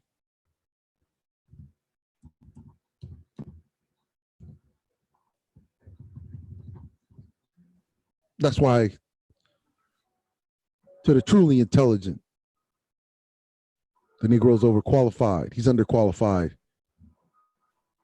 I don't think this is the right company for you. We just recently got the last position filled. I don't think this would be a good placement for you. You know, my problem is this with the gynocracy, right? Why is that even a conversation? That Because doesn't have anything to allows them do to be with comfortable in their apathetic laziness, Max. Because right. it allows them to be comfortable in their apathetic laziness. Yeah, exactly. Because this doesn't get in the way of you producing or you creating or you building. Okay, don't they understand? Other races of men aren't playing out here. These dudes, man, they want to act like kids, man. They want to run around and chase pussy all day and complain about what black women aren't allowing them to do, right? All along, trying to compete with the black women to be black women. In the meantime, you don't own shit. You don't have no infrastructure. You don't have any institutions of employment that you've established. You don't have none of this shit.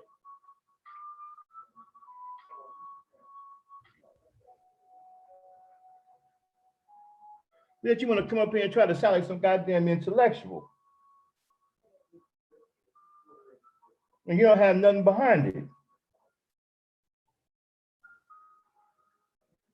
Yeah, Black Sea Supreme made this comment. There would be no child support if we were doing what we're supposed to do. Well, I mean, I don't know about that, bro. There's a reason why child support was created, and it wasn't for your black ass. Right, yeah. It's because the white male has been wholly derelict. Yeah. I mean, you got black men doing what they're supposed to do now and still check. Yeah, I agree with Cerulean. Child support wasn't even created for us.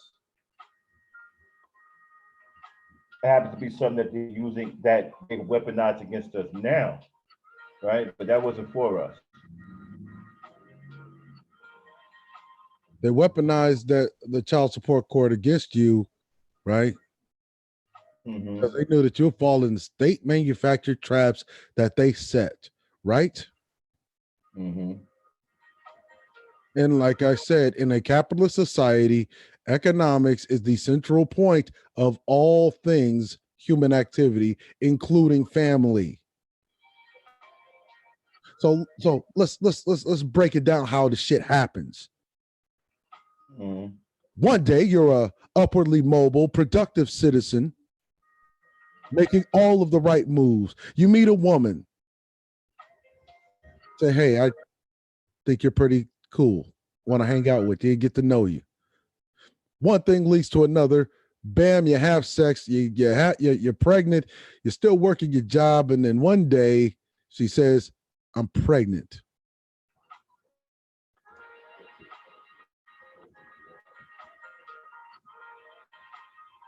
Okay.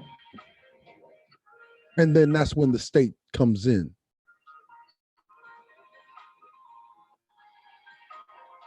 Now, because she's pregnant, that means she has to miss some days of work, right? Or even some months, right? Yeah. How is she supposed to supplement her income? Oh, are you gonna do it? You thought she was pretty cool, right? Is she cool enough to support while she's pregnant? Oh, you didn't want to do that. So what does she do? She goes to the state. She goes to the state, They ask who the father is. She lists you, your last guy she slept with, and the state takes on the case. And the next thing you know, you, the upwardly mobile, productive citizen that did all of the right things, made all of the right decisions, now you are getting a summons.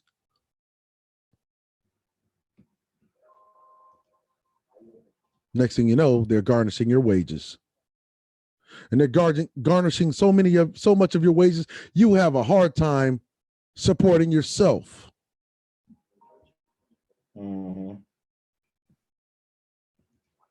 Now, the operative thing to do was to go find that woman that you had that baby with, right? And work things out and see if you could work on some kind of union. Well, well, that's where their big complaint comes in, right? That's when they start saying that, well, the woman won't let me take care of the child. The woman won't do this. The woman won't allow this. The woman won't allow that. Okay, they start blaming the black woman for not allowing them to take care of the child.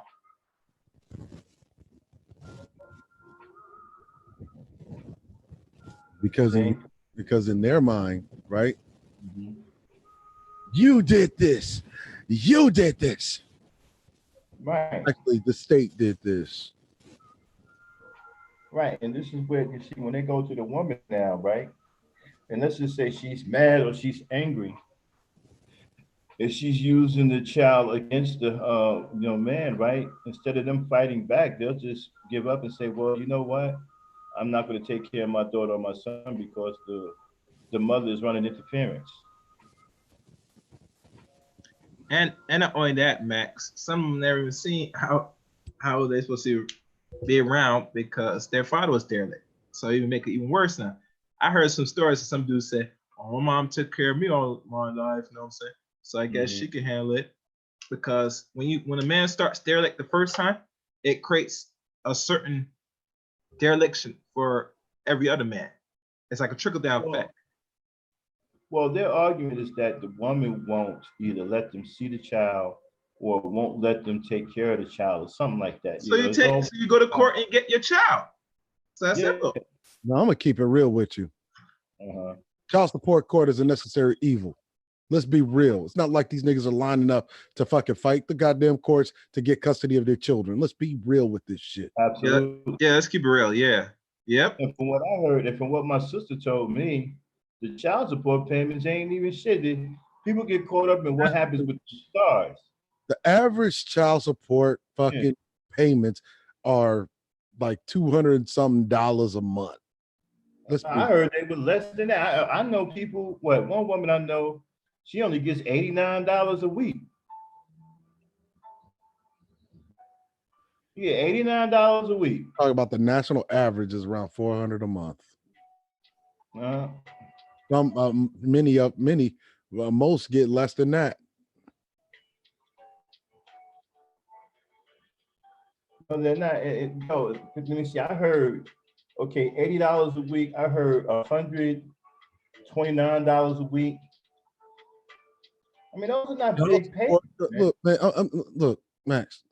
There's nothing to argue about. Child support courts are necessary evil because it's not like these niggas are lining the fuck up to fight the goddamn courts. And they won't fucking sit there and work with their goddamn women to get custody of their children. No, what they do is they act like whiny fucking bitches. Yep. And they use that as an excuse.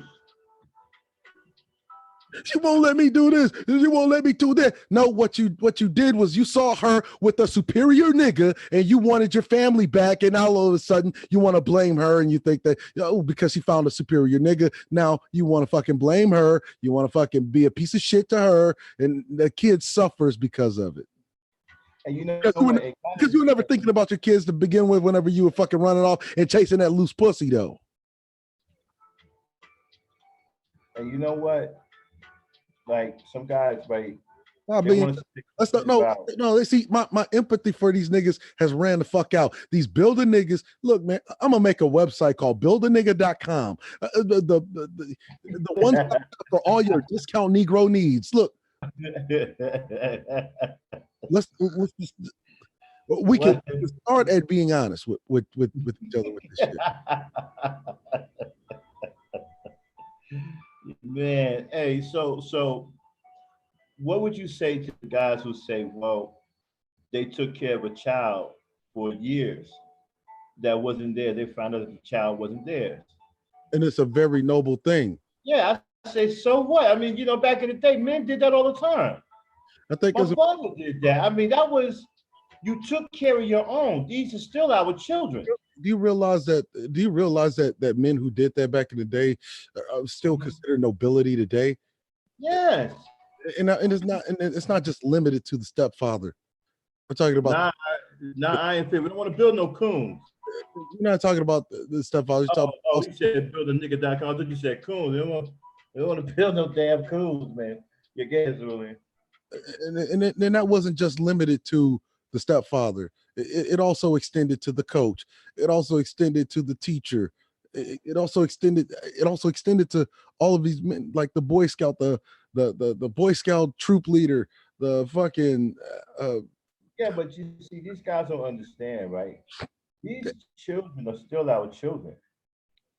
Just because you didn't have these children don't mean that you're not responsible for them. We take care of our own.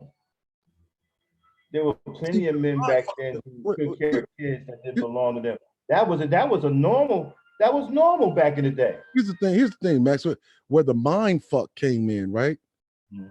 The mind fuck came in whenever society, well, really the dominant society, convinced you that the nuclear family was this ancient thing that since time immemorial, that it was always the nuclear family. The nuclear family is some new shit that was only a fucking result of organizing the industrial labor force.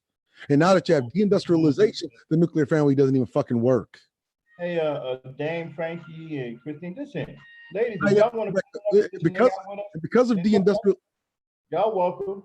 Because the nuclear family model does not work with deindustrialization, now you have to return to a more classical style of managing children, right? And that the classical family structure is always the extended family. That's the reason why it has always been so natural that whenever a man was not present, another man stepped in. I mean. And another thing, Cerulli, not only that, but certain times men, especially black men, their life expectancy is uncertain. So if a man gone, somebody has to step in because a man's life is always uncertain, Men die every day. So what do you want the woman to do? Just sit there and just raise babies all by itself? But we're not putting that factor because I used to say, I don't want to be no stepfather. There's no reward that. The only reward you'll get doing that is that you want to see the next brother, that man, be productive in society and still be a fucker. That's the reward you get when you raise these babies. Because they complain a lot about these dudes. So be proactive.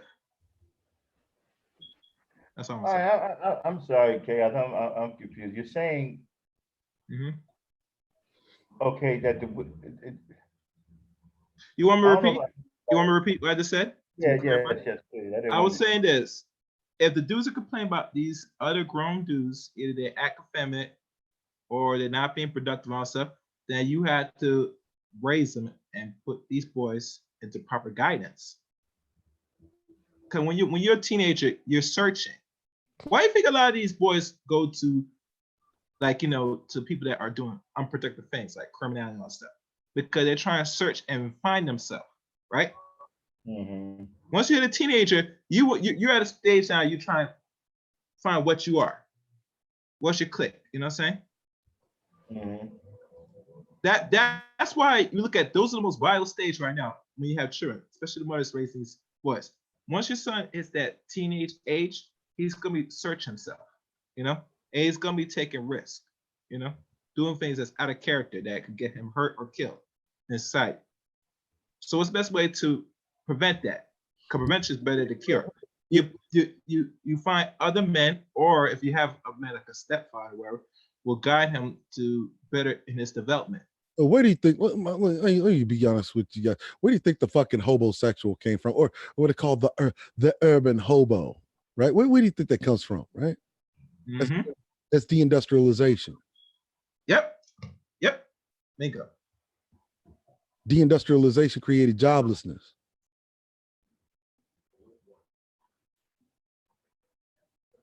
See, it's funny how this shit flies in the face of these so-called educated lames, right? They got the lame part down there. The educated part is a lot to be desired still. Deindustrialization is what created the urban hobo. The urban hobosexual.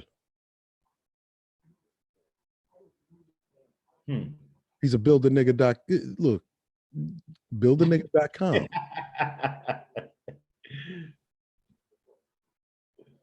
Look, no life, no problem. Money, no problem. No income, no problem. No job, no problem. No aspiration, ambition, drive, or No motivation. problem. No problem. Buildanigga.com. Your one-stop shopping place for all things urban hobo.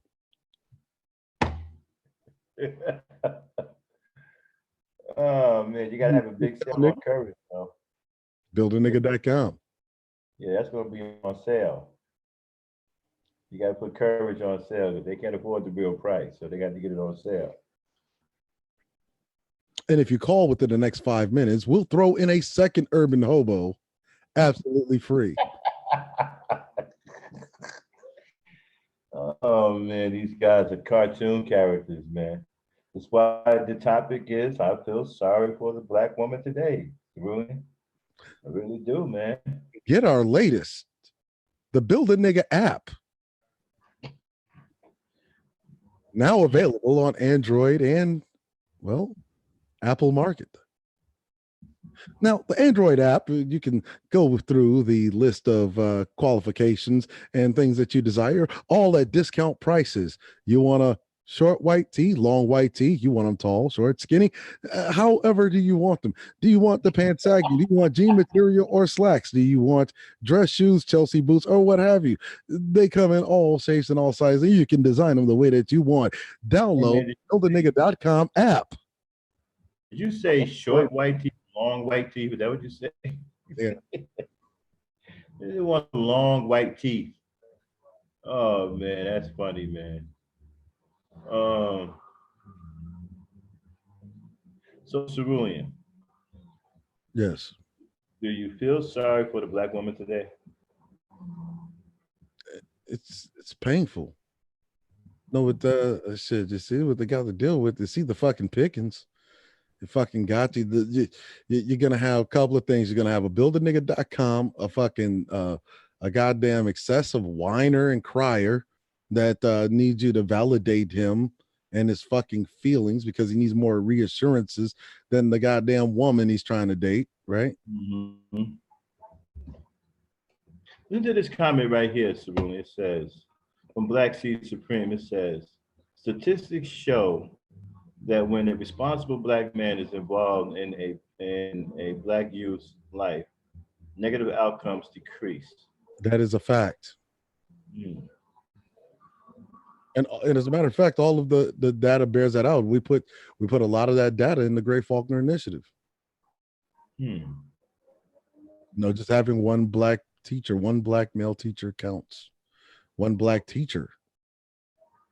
As a black male, I mean, that's even better. That counts. Okay.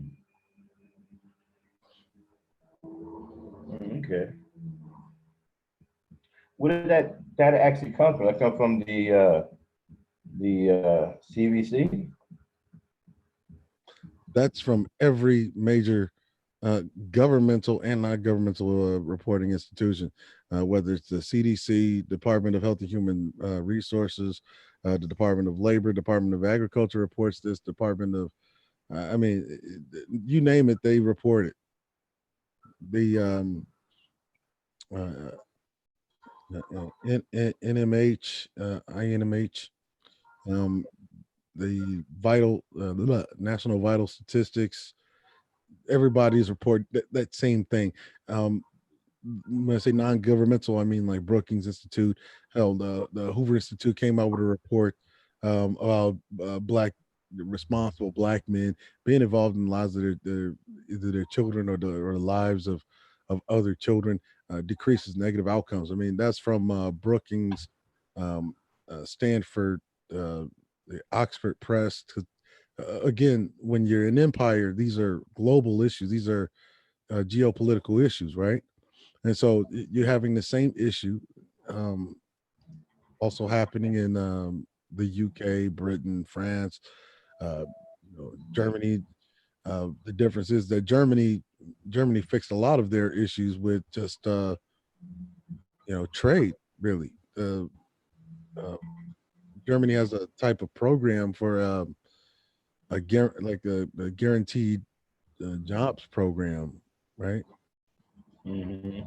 And so it's impossible to be a German citizen and not be employed because there's guaranteed placement. That's why Germany, when it comes to European countries, Germany has the lowest rate of homelessness. I mean, their homelessness rate is like 0.02 or 0.03%, something like that. But they beat out Japan. Yeah, I mean, the Germany. I'm saying in Europe, they have the lowest homeless rate in out of all of the European states.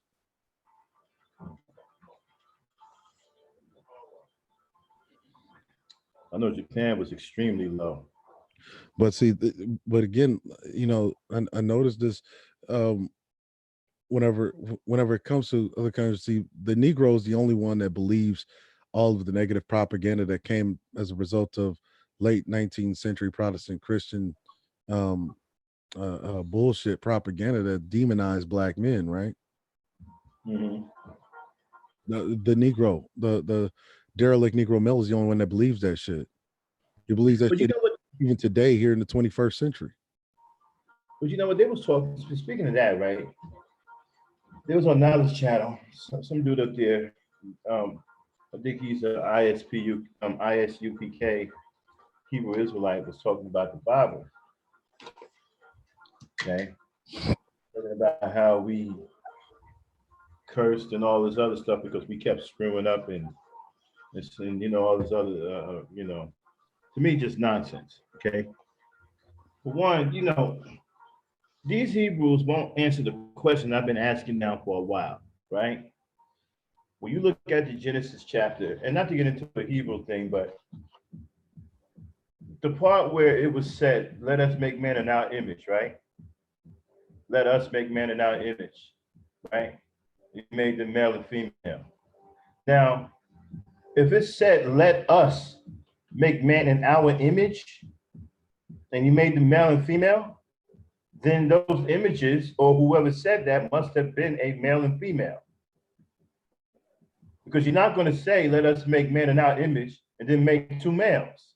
See, I don't.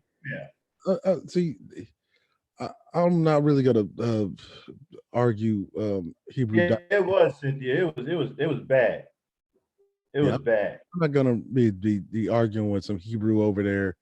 Their fictional book, right? I'm just not gonna. Yeah, I mean the book is garbage, man. Why don't they stop with this Deuteronomy and all this? First of all, where the female? Can somebody explain to me how come there are no female angels? Because of the one, there is no female angels. That's why there's no female angels. Yeah, where are the female angels? Okay. Well, wait a minute. Check this out. Check this out. Before you get started on that, right? How is it that God is going to say, or God's GODS say, let us make man in our image and make the male and female, and then have no female angels? That don't make any sense to me. Female angels, Max, because when you understand what an angel is a messenger, and the other word for angel is a warrior, a conqueror. Okay, there is no female angels. The Bible is not what motherfuckers think it is. The Bible is a military manifesto and memorandum. It is not a fucking book of prophecy. Prophecy is the evidence of planning. This is why I don't fucking look. This is why I do not like to get into arguments with Hebrew Israelites, Moors, because there's a good chance when I ask them if they've ever studied like anthropology, history, biohistory, or any of these kind of subjects, any of the social sciences, they're probably going to say no. And whenever they tell me no, I know that they're fucking, their shit is just held up on belief, which is the absence of knowing, not even knowing shit. But let me ask you this. You know why there's no female angels? Because every time every time the God of the Bible sent the angels to do a task, it was always to destroy something. Yep. Angels death. You know why? Because angels are soldiers. They're Right. the messengers. So, Messengers so of what? yeah, but that's what Messengers you of mean, death, destruction, mayhem, that the doesn't- gnashing of teeth. See, yeah, I again, get that, but that there's a doesn't reason mean why. it's a Because when female you're angel. talking about angels, angels are soldiers. They're God's soldiers. Let's reimagine the Bible here. Would it be better if I told you that God sent the United States Marine Corps? Yeah, because he was wiping out a lot of he was tearing some ass in that Bible, bro. You taking out whole societies in that Bible. Okay. So well then forget the angel concept. Where are the women, man, other than the ones who one is a whore, the other one is has a barren womb, and I forgot the other one what she was doing. Where are the women, man? Well, the women are being servants and handmaidens, much like God is being to man, right? Understand something. In the Bible, God spends the majority of his time and life serving man. Man does not serve God in the Bible. There's nowhere in the Bible where man has served God. It is always, every story in the Bible is God serving man. So what does that tell you? And then when God sends, say, the angels, what he's doing, he's sending soldiers to go destroy another nation on behalf of some man who is saying that you are the chosen one to prop up. It's old world propaganda. Is what it is.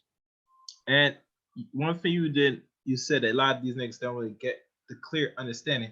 It's a script. You really want to know you really want to know the entire point of the Bible? And it's so funny because the Hebrew Israelites, neither Presbyterian, neither Southern Baptist, none of them fucking get it. The entire point of the Bible is to conquer other nations and to their own fucking nation over it. Exactly. That's why they used it. That's why they use it to conquer. That's why the white men used it. That's the way he used it. Kamara Max, what he does before anything else, he goes in with the Bible. After Exactly. that, and the military. Yeah, exactly. But how do these niggas forget that history? And it said it's come to pass, the Bible's revealing there's gonna be a rapture, all this dumb shit. I said, nigga, you busy trying to teach in you a how to fantasy world. You look at the names of the Bibles that are named after quote unquote prophet. Do you know what a prophet is? Do you know what a prophet actually is? A prophet is a fucking wartime general. That's what they used to call him. As a matter of fact, some of you should probably read some of the Templar literature, right? Templar literature, right? Or even starting from like Loyola Ignatius, right? He created Loyola Ignatius created the Jesuits, right? Damn, what was that? 15th century you talking there? The order of the order of Jesus is a warrior group of knights, right? They're known as the Jesuits. And them Jesuits are dangerous. You look at all the Jesuits, very dangerous. You look at the Jesuit schools, all of them are military schools. Yep. They send Jesuit priests to kill you. Stop. I'm gonna hit me heat it up, man. I don't want this, man. And so, they want to sit here and a prophet is a wartime general. Look at the Bible's named after actual prophets, right? These are all generals during the periods of conquest.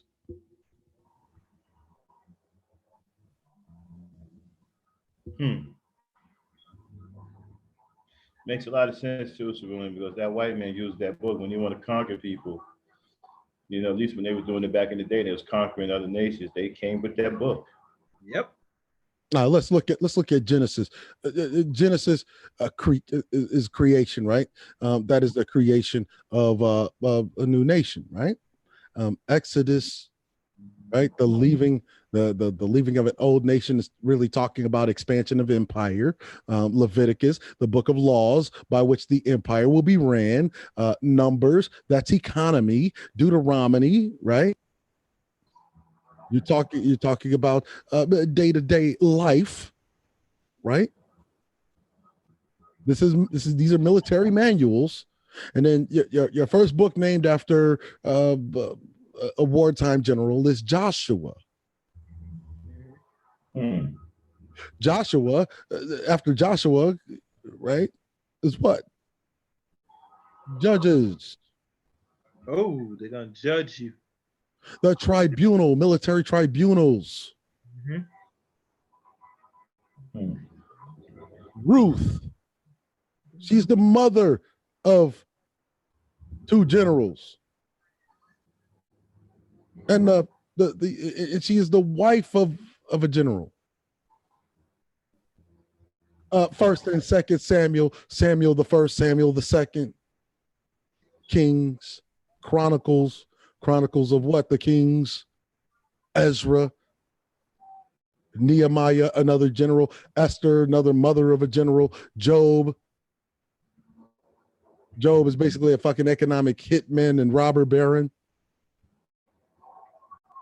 Psalms, Proverbs, poetry, Ecclesiastics, Songs of Solomon. This is all poetry. And then the next wartime general you have is Isaiah.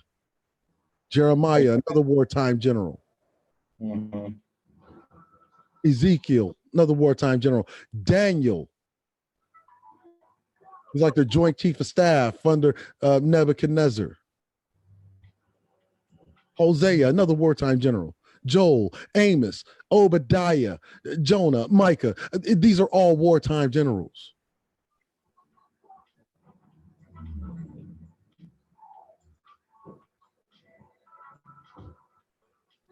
Well, abracadabra, abracadabra.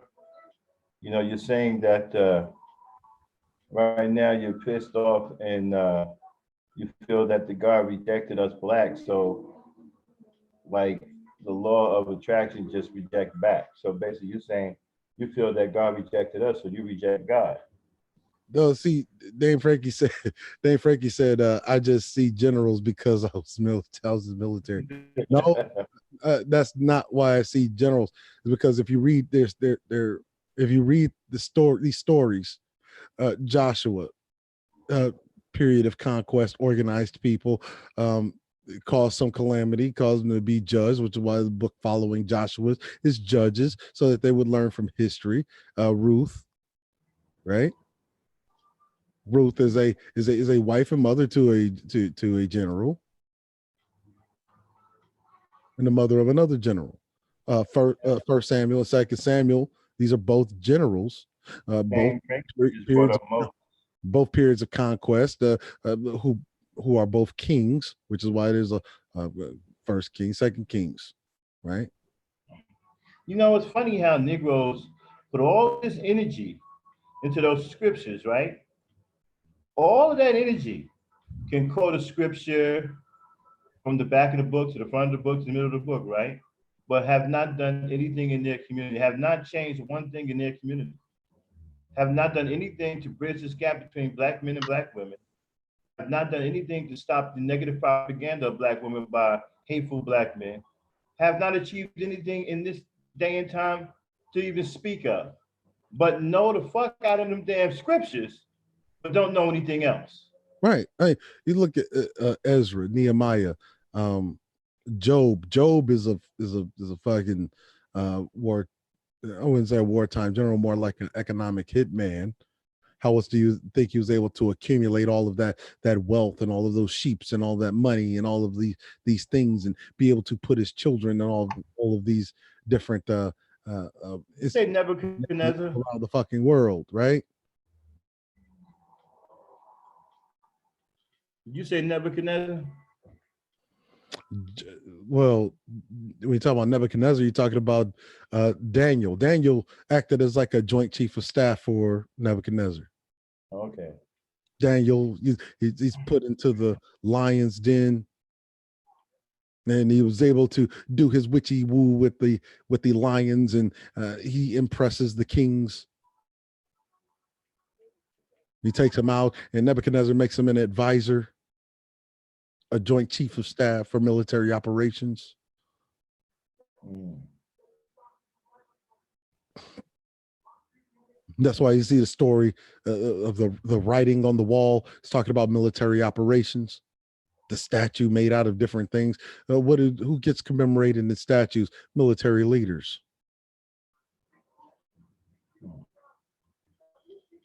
Joel, military leader during the time of calamity. Amos, another military leader during the time of calamity. Micah, another military leader during the time of calamity.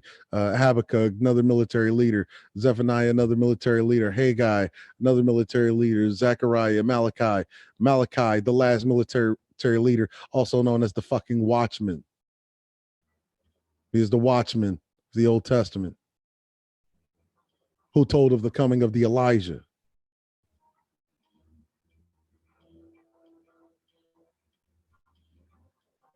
That's a military leader.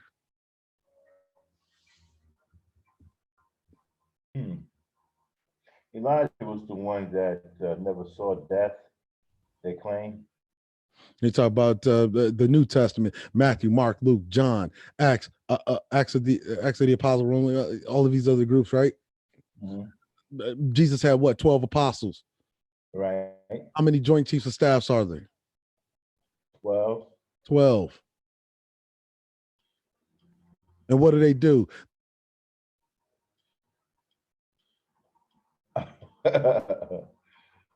Joint chief of staff stuff. They advised, I believe they advised. Let me tell you something. This thing is inseparably tied to military action. Military revolves around astrology. That's the reason why generals wear stars. No, Dame Frankie, I don't agree with that. Not everybody's capable of being a military leader. That is not true.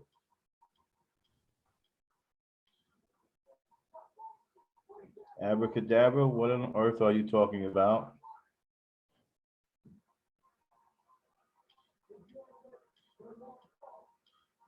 Don't you understand? Military ranking and structure is rooted in astrology. Yeah. That's the reason why military leaders, military generals, they wear stars. Dame Frankie seems to think that anybody can be a military leader. I told her that it's not true. It's a very specific set of, it takes a very specific skill set to be a military leader. Yeah. And I don't just choose anybody. And then you're looking at Acts of the Apostles. Now you're talking about regimes, right? Mm-hmm. The apostles, that's a regime. The Romans, that's a regime. The Corinthians, regime. Those are nations, those are regimes. Galatians, regimes. Ephesians, that's a regimes. The Philippians, a regimes under Philip. Philip who? Philip first and the Philip second. The Colossians, a regime. Thessalonians, regime. Timothy the first, Timothy the second. Those are both military leaders. Titus, a king, a commander-in-chief in his own right. Mm-hmm. Philemon, another military leader. Hebrews, a regime. James, military leader. Peter the first, Peter the second, both military leaders. John the first, John the second, John the third, all military leaders. Jude, military leader.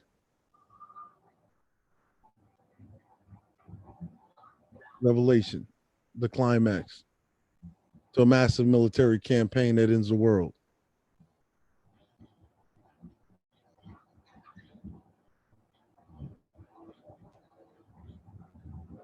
It requires a very specific skill set to be a military leader. Someone who can rise up from the fires of calamity, from the ashes of collapse, and organize people. And that does require you to be at times cold and callous. but it also requires you to be able to win the hearts and minds.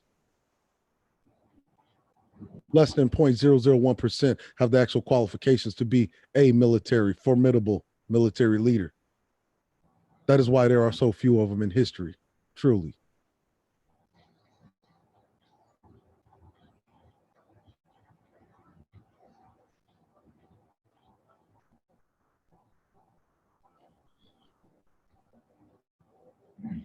That's how that book is broken down. Well, why would they get that to the Negro to read then? Why would they get something like that? If they were using that book to conquer other races, why would they get that to the slaves? Because if I take all of the pertinent information that teaches you how to be that military leader, right? Mm-hmm. If I take all of the pertinent information that teaches you how to be a military leader and how to conquest, I can give it to a slave that they be subject to it. So basically, And then what I do is I force the slave, say these are the only books that you can read from. This is the only passages you can read. Which solidifies servitude in the mind of the slave reading it. Right.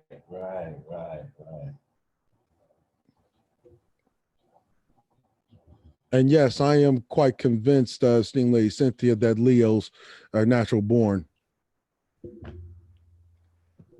Well, natural born? Leos, natural born leaders.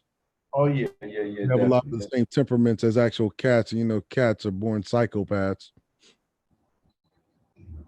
Yeah, something about Leo. Fucking back out of a mice with no remorse. I had a cat that'll fucking hunt a rabbit and fucking take its damn guts right out of its back like a little fucking psycho that it was, and then come and put it on the doorstep like praise me for killing this thing.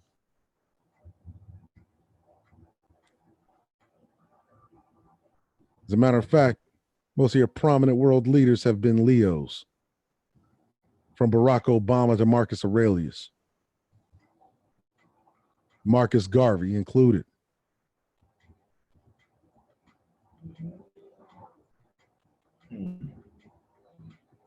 Marcus Aurelius.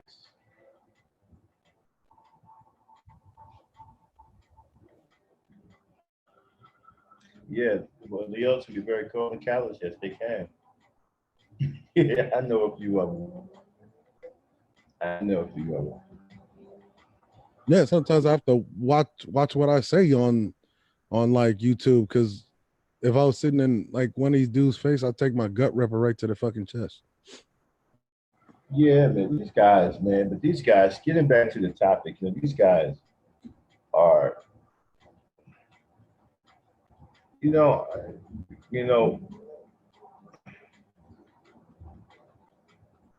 wonder what image is out there now. Are we respected by other races of men, or are we being laughed at? We're being laughed at by other races of men and women. White women love it, because white women are the greatest beneficiaries in the system of white supremacy. In fact, the esteemed Dr. Tommy Curry said that they were the mothers of it. I've been telling you this from day one. As a matter of fact, my video is still up on Cynthia G's page from last year. Black male accountability, high value targets. You have to ask who benefits in the system.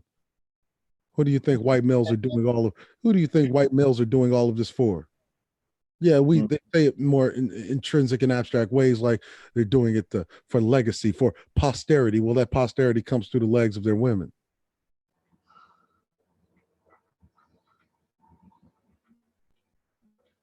See how that works? Mm-hmm. The things that women enjoy, that they must seek comfort in. These are things that are crafted by men. The environment has to be crafted by men. So this is a historical, anthropological, biological fact. I was saying earlier, right, that these men right? They don't prove Cynthia G wrong.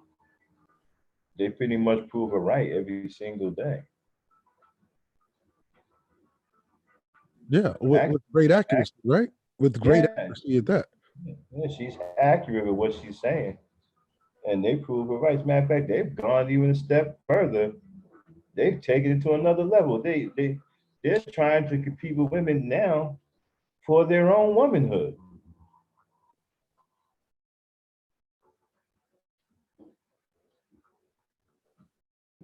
I mean, have you become that much of a coward so that you are just ready to turn into a female? You're so afraid of other groups of men out here, so afraid Wait, to compete with them let me tell that you. you Uh, to compromise yourself and say, you know what, fuck it, I may as well become a woman. let me tell you something, right? When I said that that when it comes to sex politics and sex warfare, that is the last stage of warfare. That is how everything that happened previous to the laying down of a new culture. Sex warfare is the last stage of that. And the perfection of that is whenever you have a competing group of males completely under your control to such extent that you can fuck them in the ass and they will comply. I think that's happening too. I think they're taking it up to Koodle, and you know they hate women. That is why. Wait, that even going back. Wait, even going back all the way to Plato. When Plato in the Greek era said that the highest aspiration of man was to basically bang another dude in the butt. Of But course. talk, what do you, And not only highest, but also bang. but Wait a minute, dude. Wait a minute. What was that? You didn't know that, Max? Yeah, No, man. I didn't know that. Greek mythology, yeah. The highest aspiration is to screw a predestined boy in the booty. Is that what they call being after that Kundalini energy? Yeah, What they toss around the they enjoy a lot of smelly coolie energy. That's for sure. no, what he was talking about was using sex as a tool of warfare. Wow. So you know what sex is, Max? Domination. You got to be some kind of sick, psycho, Bend you over and dog like. screw you, I'm dominating you. Not only the You got to be a dog to where you don't see no difference between. That is why everywhere. That is exactly why everywhere the Greeks went, right? They brought their salacious sexual culture with them. Yep. I.e. American culture, i.e. Eurocentric culture today. The Greeks so if you want to get big in Hollywood, you're going to have to assume the position. The Greeks were all homos. You're going to have to. Now you understand, and now you understand, and now you understand why they are pushing this whole LGBTQ nonsense all over the place. Why it has the most representation of anything, despite it being the minority of the population. Because it shows domination. And a good book to read, Max, I'm not sure if you're an app reader, get the book by Irritate Genie, Warner Rising. Explains it just as much. I don't think I want to.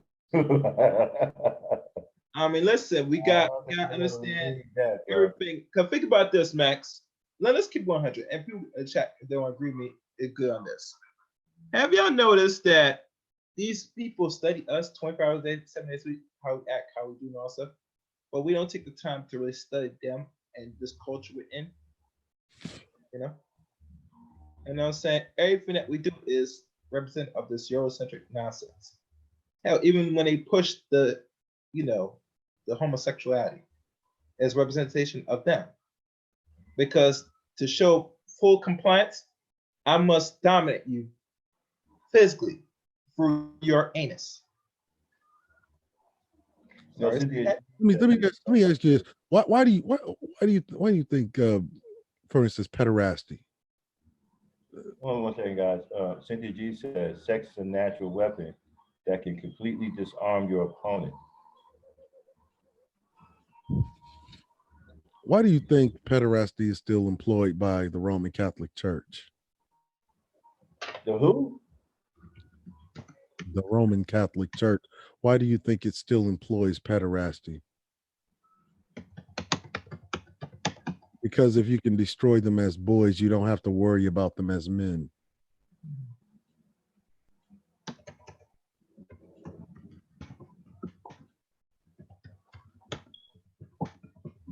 There's no telling, bro.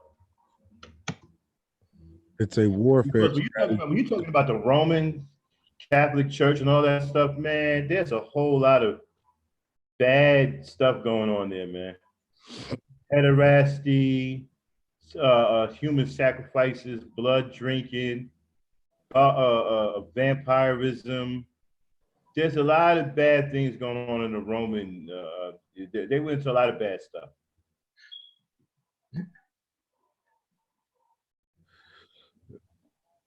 That's why they do it. They do it for what now? To destroy them as boys, you don't have to worry about them as men. Yeah, exactly. Yeah, of course. Yeah. I get that. Yeah. Oh yeah. What's the best warfare? Destroy the boys. Then you don't have no men. Isn't that the part of warfare? Because who's going to resist the rule of order of other men? Other men. So what you do to take out the competition? You get them when they're not young. You get them boys right there.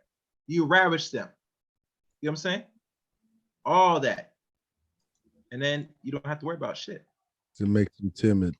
Yes, I am abracadabra. I do it often. Yeah, subscribe. You should subscribe. Yeah, everybody subscribe to this backup channel. Yeah, so yeah. This is why they always showing in our culture, they want the women to be the ones who are the warriors, you know? Like you got them releasing more and more movies with women being warriors and fighters and things like that. They got this one woman who's special forces, man, that done did 5 tours in Afghanistan.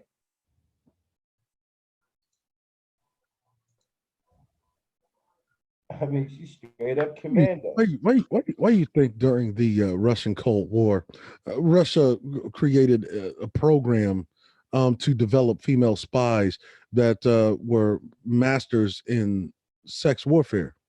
Mm-hmm. That was actually a curriculum under the KGB. They had these monastery schools. Monastery schools. Yeah. Where you know, it's a good movie that shows this. Chaos. They will put all these girls in a monastery like school. They would train them in the art of combat and warfare and sex and seduction. Mm-hmm. And you know where they would send them? They would send them all over the world, to America, to Britain, to France, to Germany, even to the Middle East, to Africa. Yep. They would send them to South America. How do you think? How do you think the Cuban Missile Crisis? How do you think the Russians were able to land their V2 missiles in Cuba, right at the border of the United States? There were already female operatives that were operating out of Cuba in the 50s and 60s. And they had children. They had children with some of the governors and senators and managers of the state. They were their sleeper cells.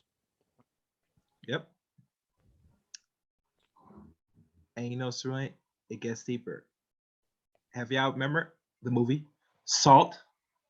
Also, who else? The Black Widow. Oh, do we have to keep going? Should we keep going? Are you learning, ladies and gentlemen? That's how they do it. They'll send the chick out to do the little dirt work, you know?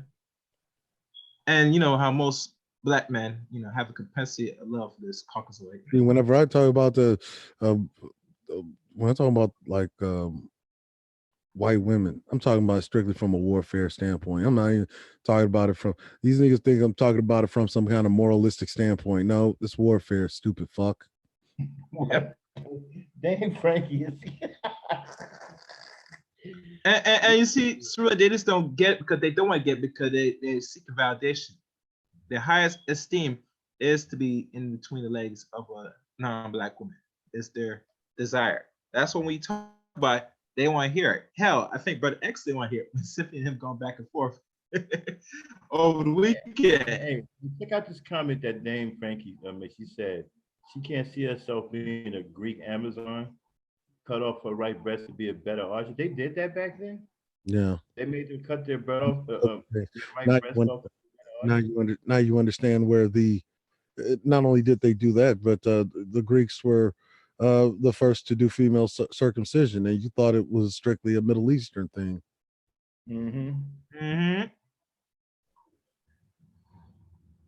And didn't they circumcise women first too? That's my check. Sarula? I don't know if you can say that. If you're saying something, say yeah. Yeah, man. There's so much information about Greek, aka Eurocentric culture. It's just ridiculous, Max. I know most people don't want to look into it because it's nasty, disgusting. But you got to understand this nasty ass shit. If you want to understand your enemy.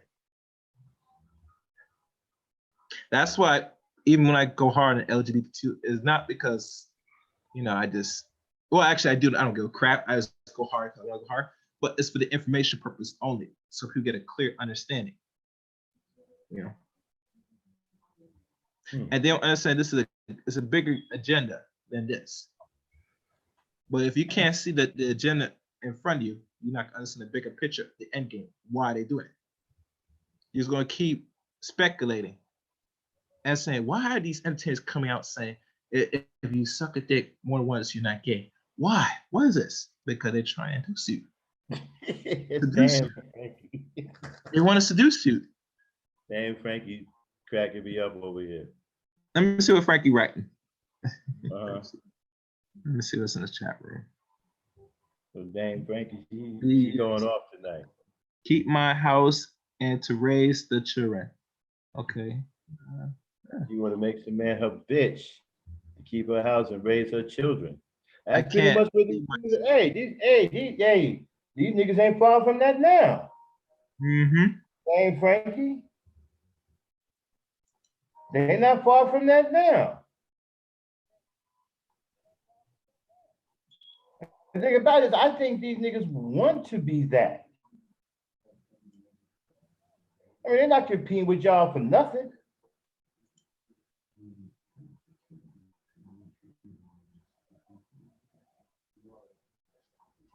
Nah, Cynthia. That's yeah. I saw that. Hey, Cerulean. Yeah. So she's talking about Tank, right?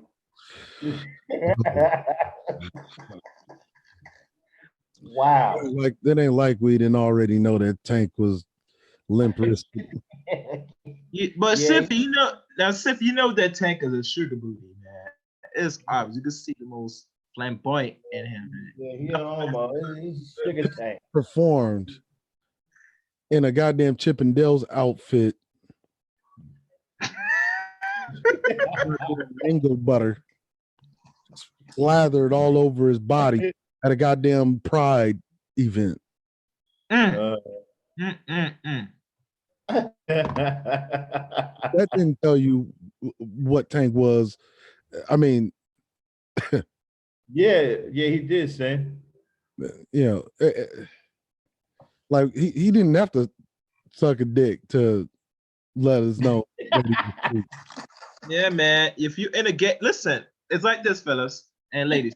Anytime you see a man, listen, hear me good. Anytime you see a man go to any gay pride event, performing or enjoying himself, right there, you know where he stands. Yeah, him and Malik Yoba both, right? Yeah. Even Malik Yoba, he been dabbling with other men. Oh yeah, that's right. They both was in the movie The Wood. Yeah. Yeah, Malik Yoba talked about he liked the trans girls. The trans come out and say something. Yeah, Splendor Sugar. Yeah, very much. That's that dangerous sugar. What's wrong with these dudes, man? I'm not even gonna call it sugar. And the reason I'm not gonna call it sugar is because sugar is actually a noble natural product these Wait a niggas are minute, like aspartame. Sin and Cerulean, y'all know about the DSM. Wasn't this didn't they what in 72 or 74? It was a mental illness. No, it was a mental illness up to 73, and then next year it was gone in the new DSM. It says 1968 Hey, to 73. Cynthia, when was the in the DSM they had it classified? I think it was in 74, right? No, When- Max, you listening? Max, hear me Yeah. out. I have Uh-huh. the DSM 1, 2, 3, 4 by the help of Cerulean Great. Thank you again, Cerulean. And it states, since 1968 to 73, it said, quote unquote, that these homosexuals were fighting to push to get it removed as a disorder. You know? But they already know once you label something as mental illness, it has to be treated, right? So obviously they were going to remove it regardless. You know what I'm saying? Because think about it, if they're pushing agenda to, push their dysfunctional sexual behavior on the world, you can't have certain things labeled as disorder, right? So certain things got to be removed through their clinical studies. That's how it works. Once you remove, now it's no longer a disorder. It's a natural behavior.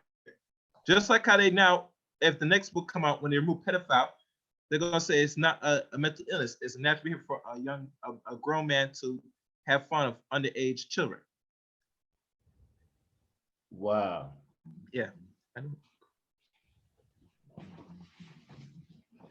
That's crazy, though. How did they get it removed? Like, what they had to? I don't know. They must have had a.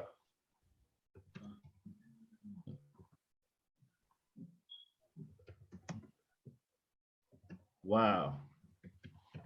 Okay, so chaos. Do me a favor. Yeah. Talk for a little bit. I gotta take a. I'll be back. I gotta take care of something real quick. It's gonna take me about 5 minutes. Abracadabra, abracadabra. No, I don't recall the year, but it was in. It was there all the way up until 1973. Part of the reason. Well, you're talking about a massive societal shift. Yeah.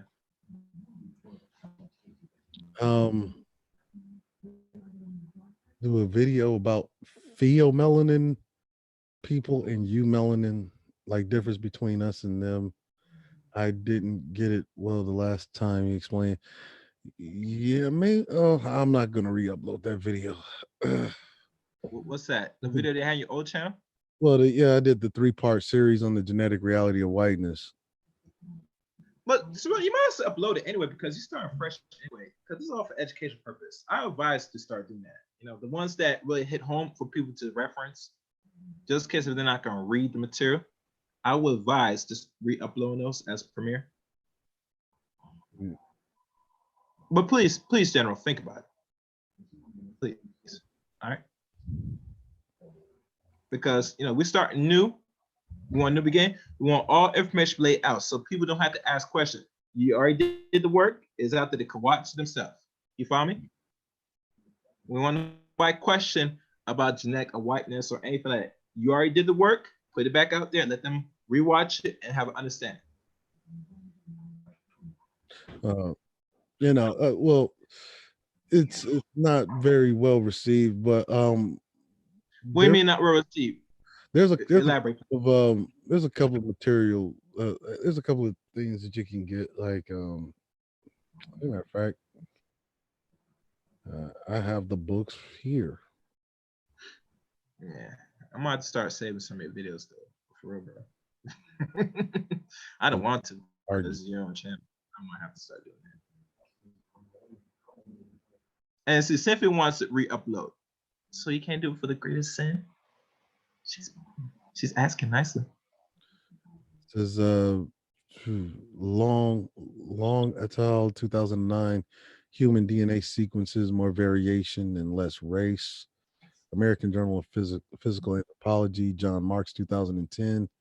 10 facts about human variation and human evolutionary biology. You look up Cornell professor Doug Anchek. on hybrids and chimeras, which is what white people are. Species, you can look at Dr. R.G. Heath, 1961. Reappraisal of biological aspects, psychiatry, the Journal of Neuropsychiatry. John Hogan, October 2004. The Myth, Dr. G. Proda and Dr. A.G. Searle, 1978. Biochemical sites of gene action for melanogenesis in mammals. Reed and Freelander, 2009, The Genetic Structure and History of Africans and African Americans. Orlow and Donatian, 1995, Interaction of Melanosomal Proteins with Melanin, European Journal of Biochemistry, August of 95 for genetics.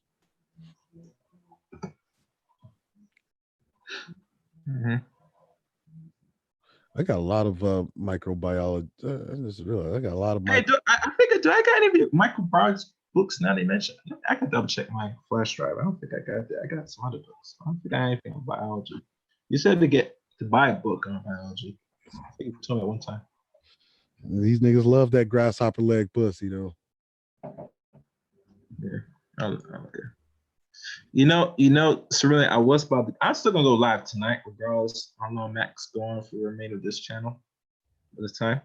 I'm gonna be going in on this thing about this underage singing. What these dudes really like, you know. It's gonna be like that song from KRS-One, 13 and Good. You remember that track? Which one? The one he's singing about 13 and Good. What song? It's by KRS-One called 13 and Good. Let me double check. Let me type it up, make sure I got the spell right.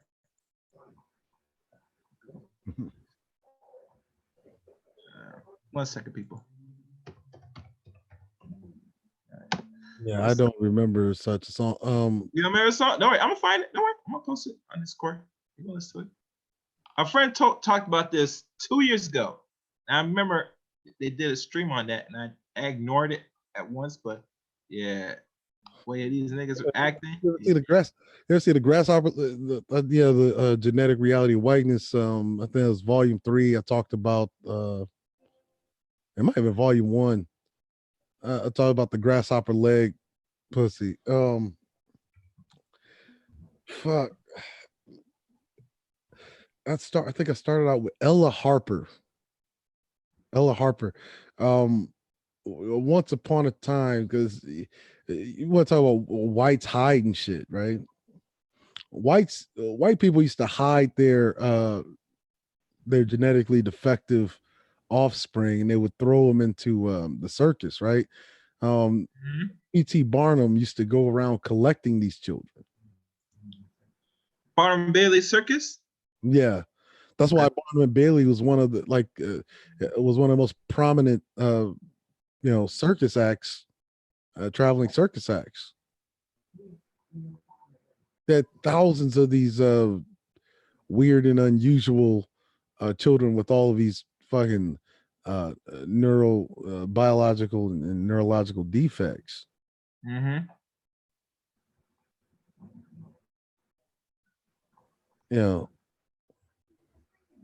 We got into pheomelanin, eumelanin. The difference, one is sulfur based, one is selenium based. Talked about that. What else we talked about? Oh, how it's created, how you end up with a sulfur damaged organism that transforms into a transgenic species, in which it can adopt the various components from other animals. That's why you see them doing transplants, right? These they got in the transgender these doctors that work on transgenders, they found a way to do the damn adapt tilapia into pussy. Into damn pussy. Oh yeah, I heard about that shit. Yeah, yo, listen. Be out here hitting some tilapia skin pussy out here.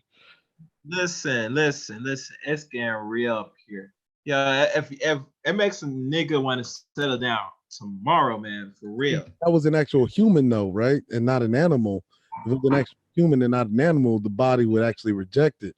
The fact that they could adapt tilapia skin to their physiology, that means that the core components in their RNA has to come from an animal to be able to adopt that. That's that chimera shit that Doug Anchek was talking about. Yeah, trans species. Shit's getting real out here for real, man. It's getting scary out here too. 13 and good. Right there. I dropped the actual video for people I'm talking about. That's what I'm gonna talk about on my stream after the show.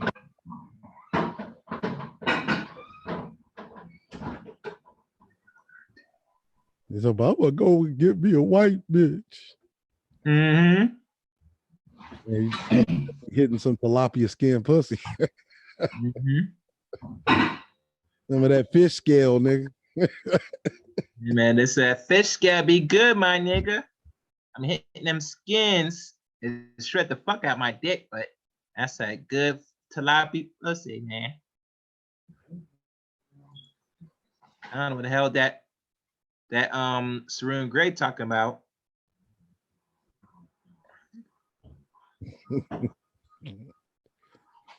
Screw you, Saroon. I love me some tilapia. Like you gotta have some kind of neurological defect.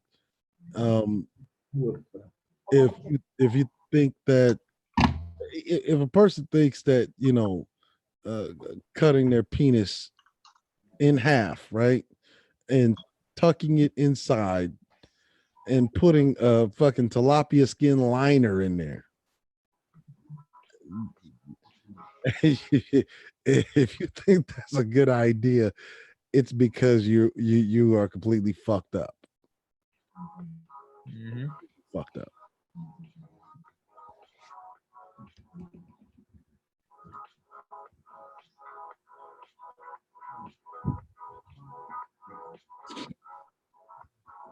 Is that where you get all of these wild deformities too, Cerulean?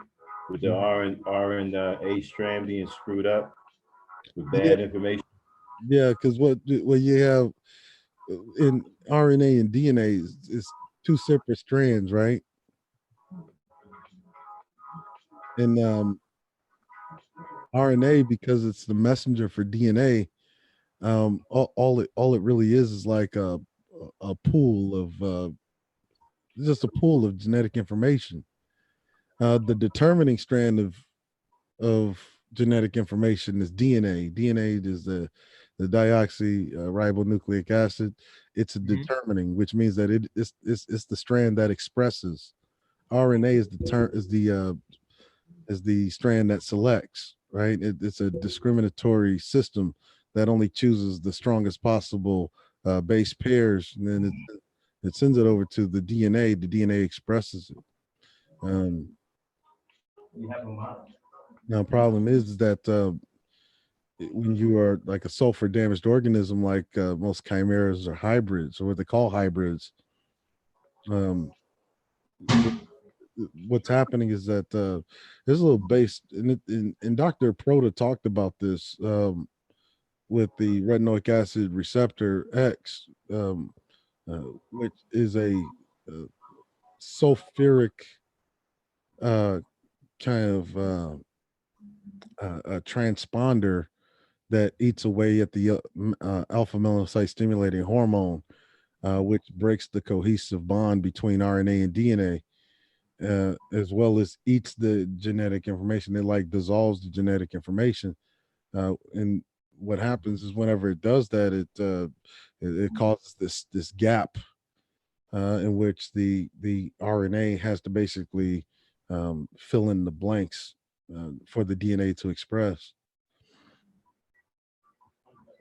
And then sometimes it's genetic information that's already been expressed or has already been selective on that determined path, and that's how you end up with a person with 6 fingers or elongated skull or fucking horn growing out of the top of the fucking head or scales and shit.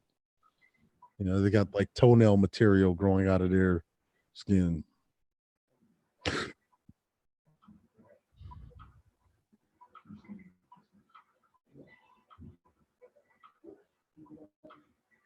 Yes, Dame Frankie. Yes. What do you think our cute little mixed kids are in fact a type of pre-transgenic species?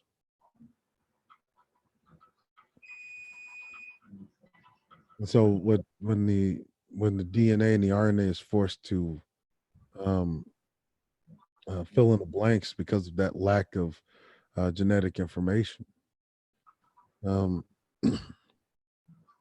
it sometimes it expresses shit twice. That's how you end up with a motherfucker with two heads and shit. It's like,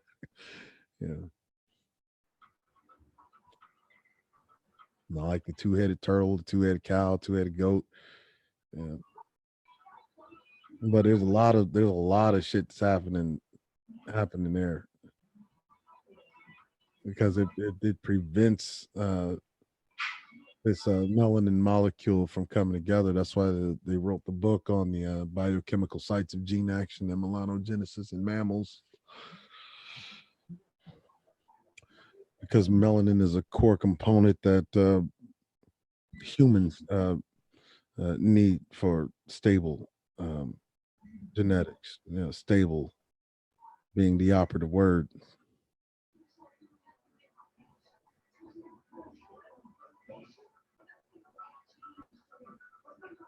As a matter of fact, white skin is not really white, it's clear, and that's actually also a result of this same retinoic acid receptor. And it affects the fertility. Retinoic acid receptor is one of nature's delete codes. Nature has several delete codes, right?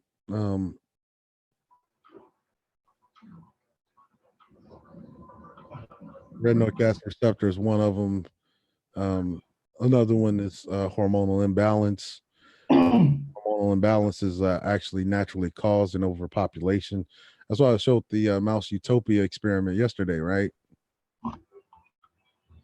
Showing the mouse utopia experiment.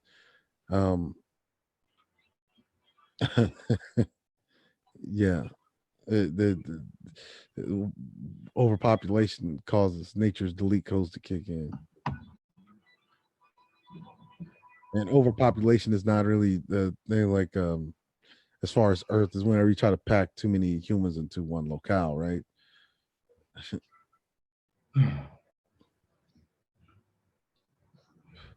And that same thing goes for all species. Like that's why you have farm-raised fish, and corporations that have farm-raised fish. They try to maximize profits.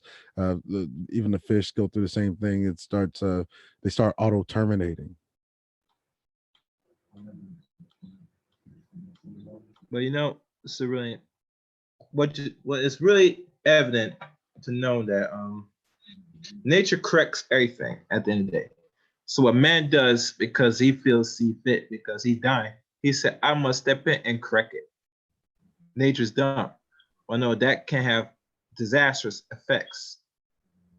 Well, in the long run, not right now, but in the long run. Well, if I told you that about 80% of whites that live in America literally are related to one another.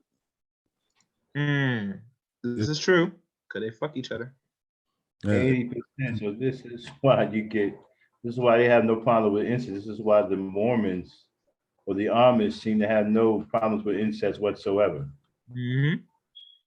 This is, as a matter of fact, and that's true for any Western country. Any Western country like France, Germany, Spain, Italy, America, Britain, UK, Ireland, even Canada. Most of the people that live in these locales, if they're white, about 80% of them are related, which is why they're always doing these things called immigration because they're moving genetic stock from one locale to another to mix up the gene pool. That's what immigration policy is for. It's to I mix. think that in some states, right, that are dominated by whites, it's legal to marry your sister. It's also legal to marry a dog. Yeah, there's no greater dysgenic breeder than white people, which is why they run into all these problems. Which is why they always run into all these problems with like negative birth rates, blue babies, neurological defects, prenatal syndromes, and so forth, so on. Right? Whether it's MLS, which is misalignment, right? This misalignment. Yeah, but here's my thing though.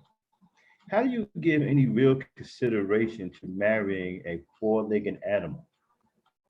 And not only marrying it, but going on display like it's no big deal. You're in the newspaper, you're on the news, Well, and you're standing proud, well, standing there proud with the dog you just married. Like, well, ask yourself this: why do Negroes think that whites are human? I mean, once upon a time, they were four-legged animals.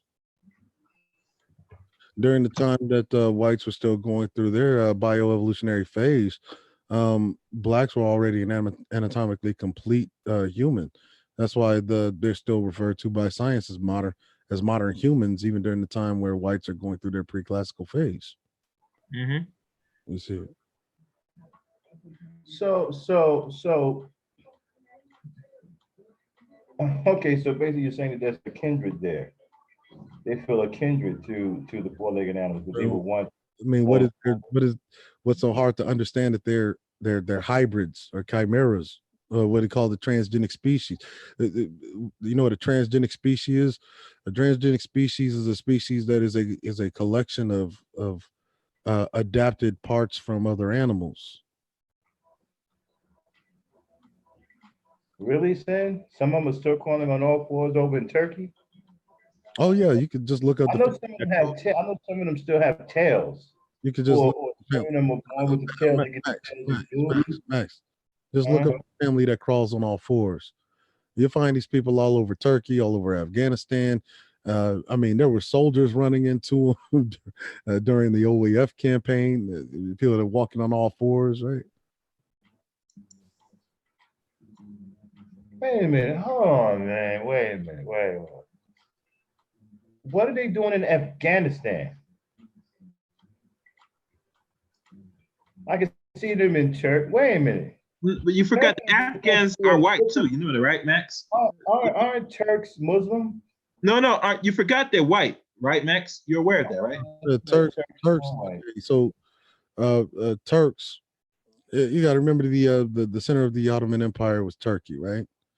As a matter of fact, Turkey was conquested by the Ottomans, taken from the Byzantines, and was made the capital, right? So wait a minute, they're not doing anything about that. They got them running around on all fours out there. The Turkish government isn't doing anything about that. I mean, that's no. There's sulfur damage. Look, there's. Of course, they're not going to do anything about them. You know what they do with the Max? They deport them to the outskirts of the urban centers, so that nobody sees them. Whenever they see massive genetic degradation, that's exactly what they do. They Abracadabra, don't post any links, please. Unless I ask you to.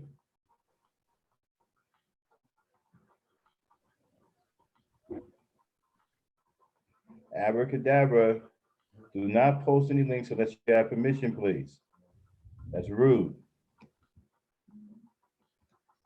Hey, Irene.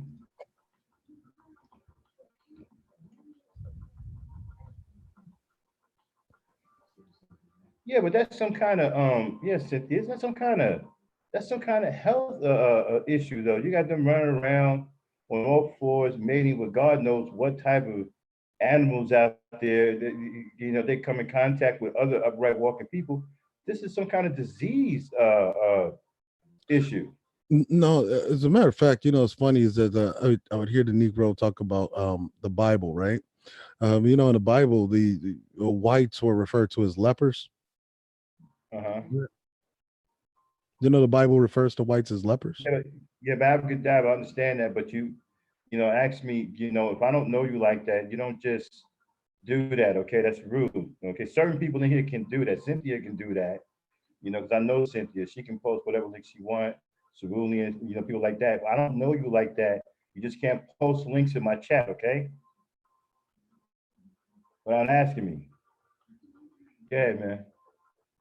I understand you didn't do that. That's why I'm giving you a warning right now because you didn't know. But yeah, I mean, when you really look at the history, there was a Russian, he's a professor. No problem, Abba-Gadab. Yeah, go ahead. Sorry about that. It was a Russian professor.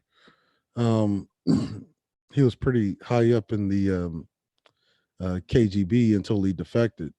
His name is Yuri Bezmenov. Mhm. And he used to teach, things like anthropology, biohistory, political science, and things of that nature. Um, now, he even talks about how the Russians, that what they do with all of their quote unquote undesirables or people that walk on all fours, they send them to the outskirts of the Russian Empire. Yeah. Yeah, but here's my problem though. They're not concerned with, okay, this is a health risk to the rest of the populace. Like, you got people running around on all fours, It's a health risk leaving that they their, it's a their animals, and they're it's a mating with other animals. it's a health risk that they're fully Contact. aware of. Like, let me explain it to you this way.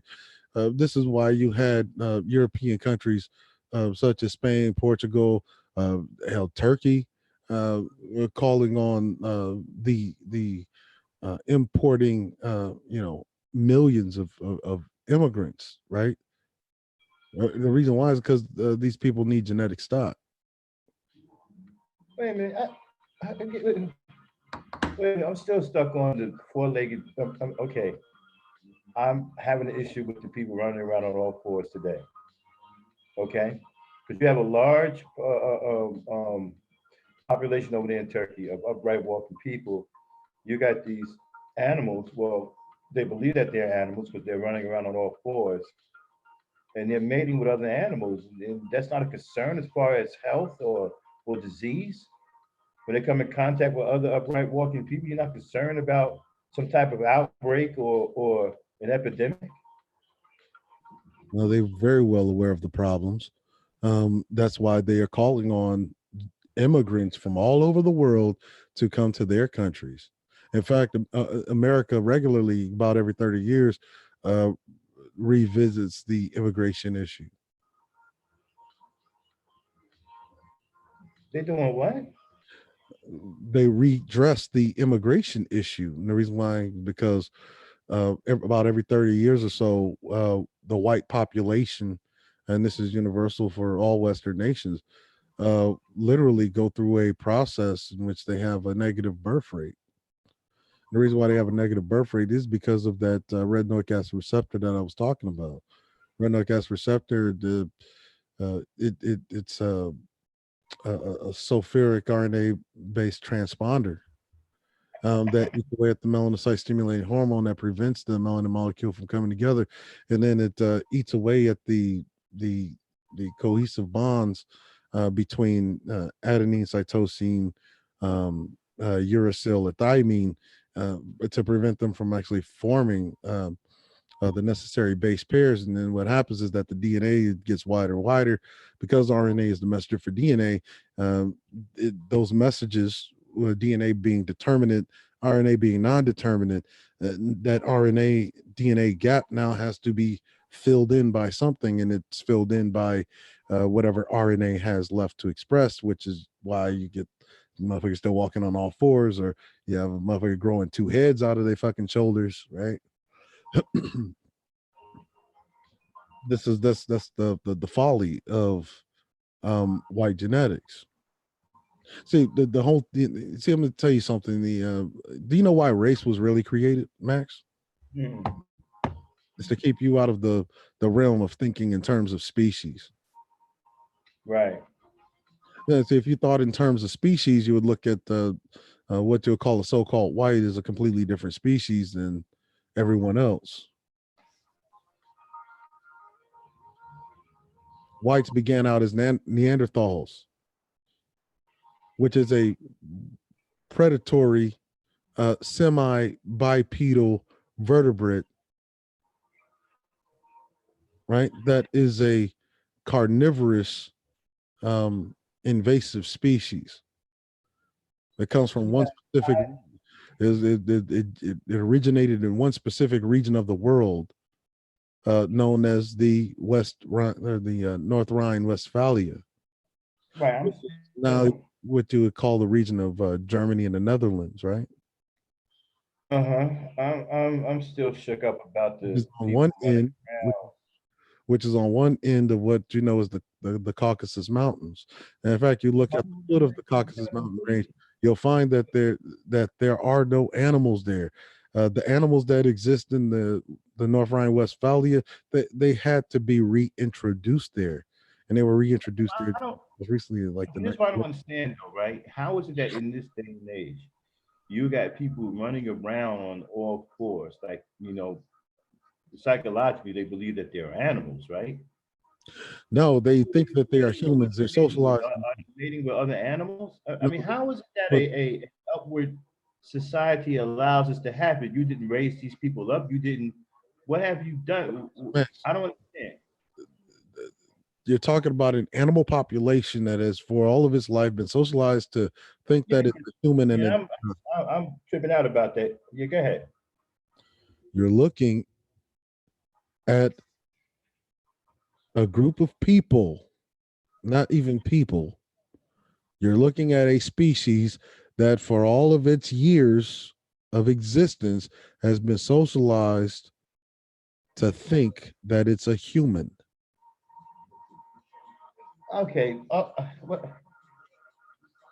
Okay. So basically, what you're saying is them running around on all fours. That's their natural existence. That's their natural state of mind. That's their natural behavior. That's their natural. That's what they started out as. And the determining path of their genetics would determine that they're actually going back to that, which is why they're trying to prevent it with all of this immigration policy and the admixture theory, right? And the admixture theory says that if we get the stable genetics from melanated humanoids, right, we can prevent from degrading back into our original form, which is a four-legged, primarily cave-dwelling species.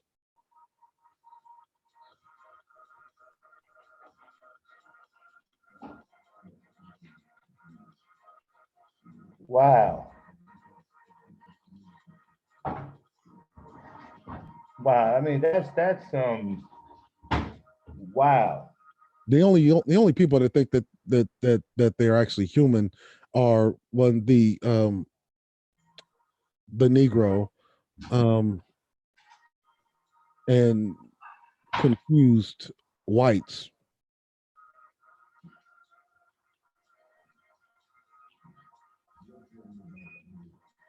So are the numbers growing over there? Like they're getting more and more. No, Like the numbers are declining. The numbers are declining, and the reason why is because of the problem that I just previously aforementioned, in which they don't have the genetic stock to keep up their numbers, which is why you see all of these countries like Canada, France, Germany, even Turkey, right? Britain, Portugal, Spain, Italy. This is why they're calling on all these immigrants to come there.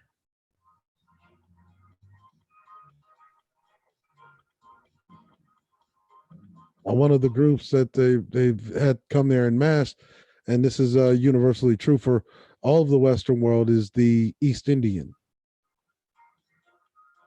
wow, that's what are they doing in Afghanistan? What are they doing in Afghanistan? Well, Afghanistan is a harsh environment. It's not one that they're native to, and therefore they cannot thrive in, no matter how technologically advanced Afghanistan becomes. See, there's certain things that you can fix with technology, but you can't fix genetics. They haven't been able to fix genetics. CRISPR and gene editing is is way too far off before it's a workable solution. The designer babies. You want to know the truth about the designer babies? Designer babies are still 30 to 50 years off. Do you want to know why? Hmm. Do you want to know why? Why? Is because CRISPR babies, and this is true for the clinical trials that they ran with CRISPR. Mm-hmm. 92% failure rate, genetic defects, same genetic defects that they would have if those children were incubated in the wombs of European women. This is where they have the gap between the when you have the R and the A, the R and the A strand, when they have those huge gaps. Okay, so from the beginning, Max, DNA it's not really DNA. When you talk about DNA is only one half of your overall genetic information, and it's not really one half. It's only the determinant part of your genetic information. RNA is the whole picture, right? RNA is the whole picture. What you're looking at is RNA is this just bio glob of mesh, right? It's just all the genetic information meshed together, compressed. RNA is the whole picture. RNA is the messenger for DNA, but RNA is non-determinate. DNA is determinate, which means that it's the part of the genetics that expresses the information. When you talk about the part that expresses information, you're only talking about DNA. When you're talking about RNA, you're talking about where the information comes from that the DNA expresses.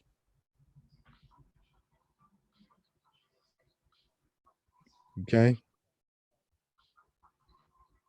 RNA is the messenger for DNA, and it chooses what the DNA has available to express, and it chooses it based on the strongest qualities and principles. So, in other words, okay, this is the strongest base pair for, say, eyes. This is the strongest base pair for hair. This is the strongest base pair for, bone. Right? That's the strongest base pair. Because bone is very important because it's going to determine your height. It's going to determine your overall genetic makeup. It's going to determine the quality of bone density, right?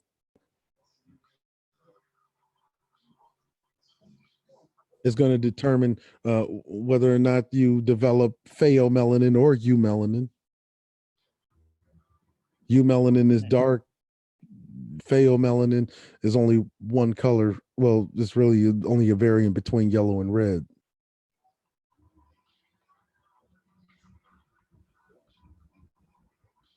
Wow, this stuff is mind blowing, man. I mean, y'all got me over here. I can't believe in this time you had people running around on all fours. They began out as a four-legged, a quadrupedal vertebrate, primarily cave dwelling. And there's nothing that they can do about this. It's like there's nothing that can reverse this. They're going to revert back to this natural state regardless. And that's why they're creating these immigration policies all over the world, man. Trying to mix with us, right? They want to. Oh, if the Negro thought that he had access to white women because white women just liked him, no, they're actually socializing white women to go after your black ass. because one, it does two things. One, it gives them the genetic contributions they need to sustain themselves, and two, it neutralizes the black male as a threat, for a competing group of men. Wow.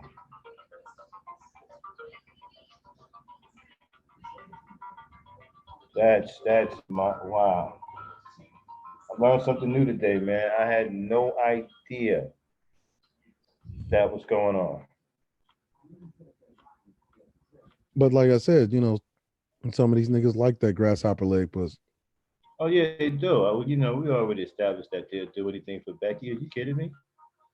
They're cowardly when it comes down to protecting the black woman.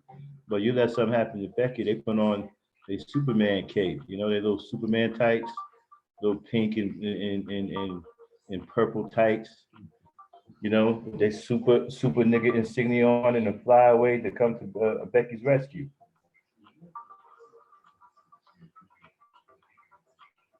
You know, they don't want to do anything for black women, but they willing to put their life on the line for Becky.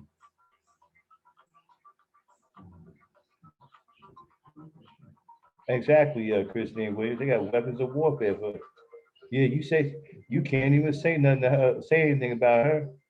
These dudes, if you let something happen to Becky, these brothers will be around here mourning.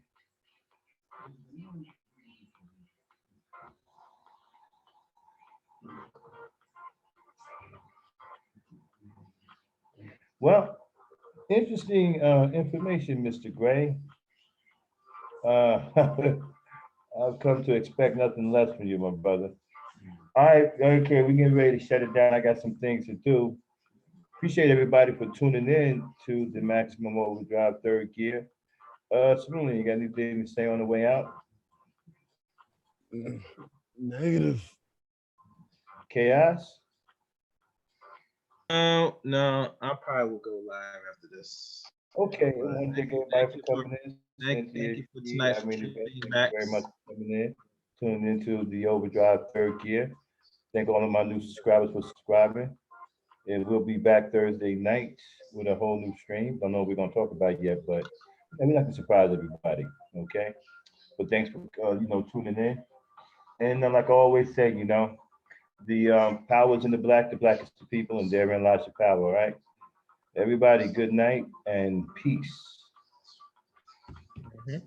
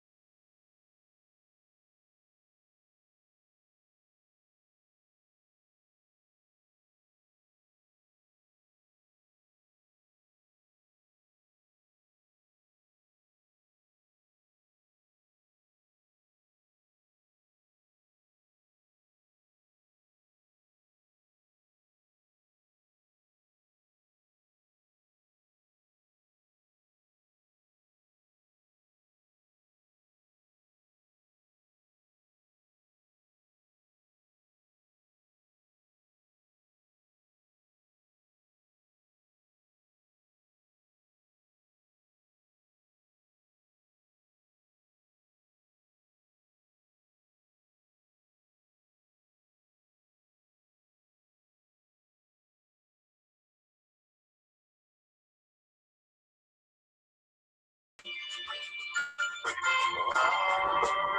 yeah.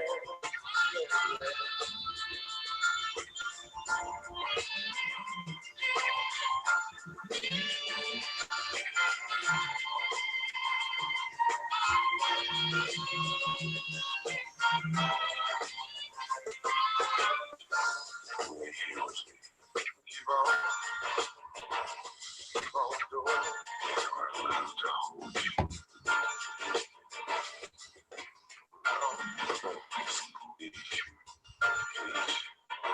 Right on through it.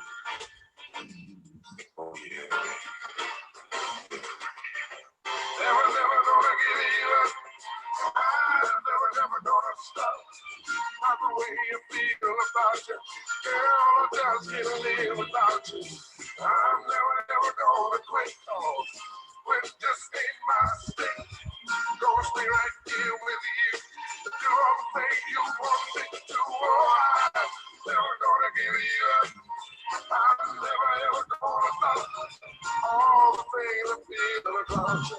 Girl, I just can't live without you. I'm never, ever gonna quit. Oh, quit just ain't my stick. I'm gonna stay right here with you. Do all the things you want me to. Whatever, whatever. I'll do.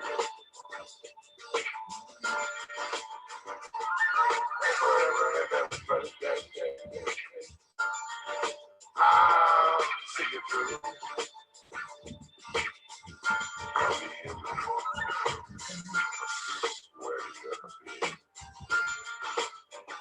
Whenever you feel that you want to be. Are you weak? Whatever, whatever.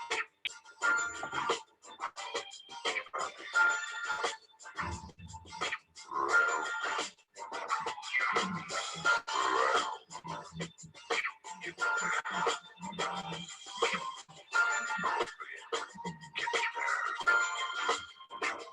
Keep on doing it. Keep on. Right on doing it. Keep on. My lady. Right on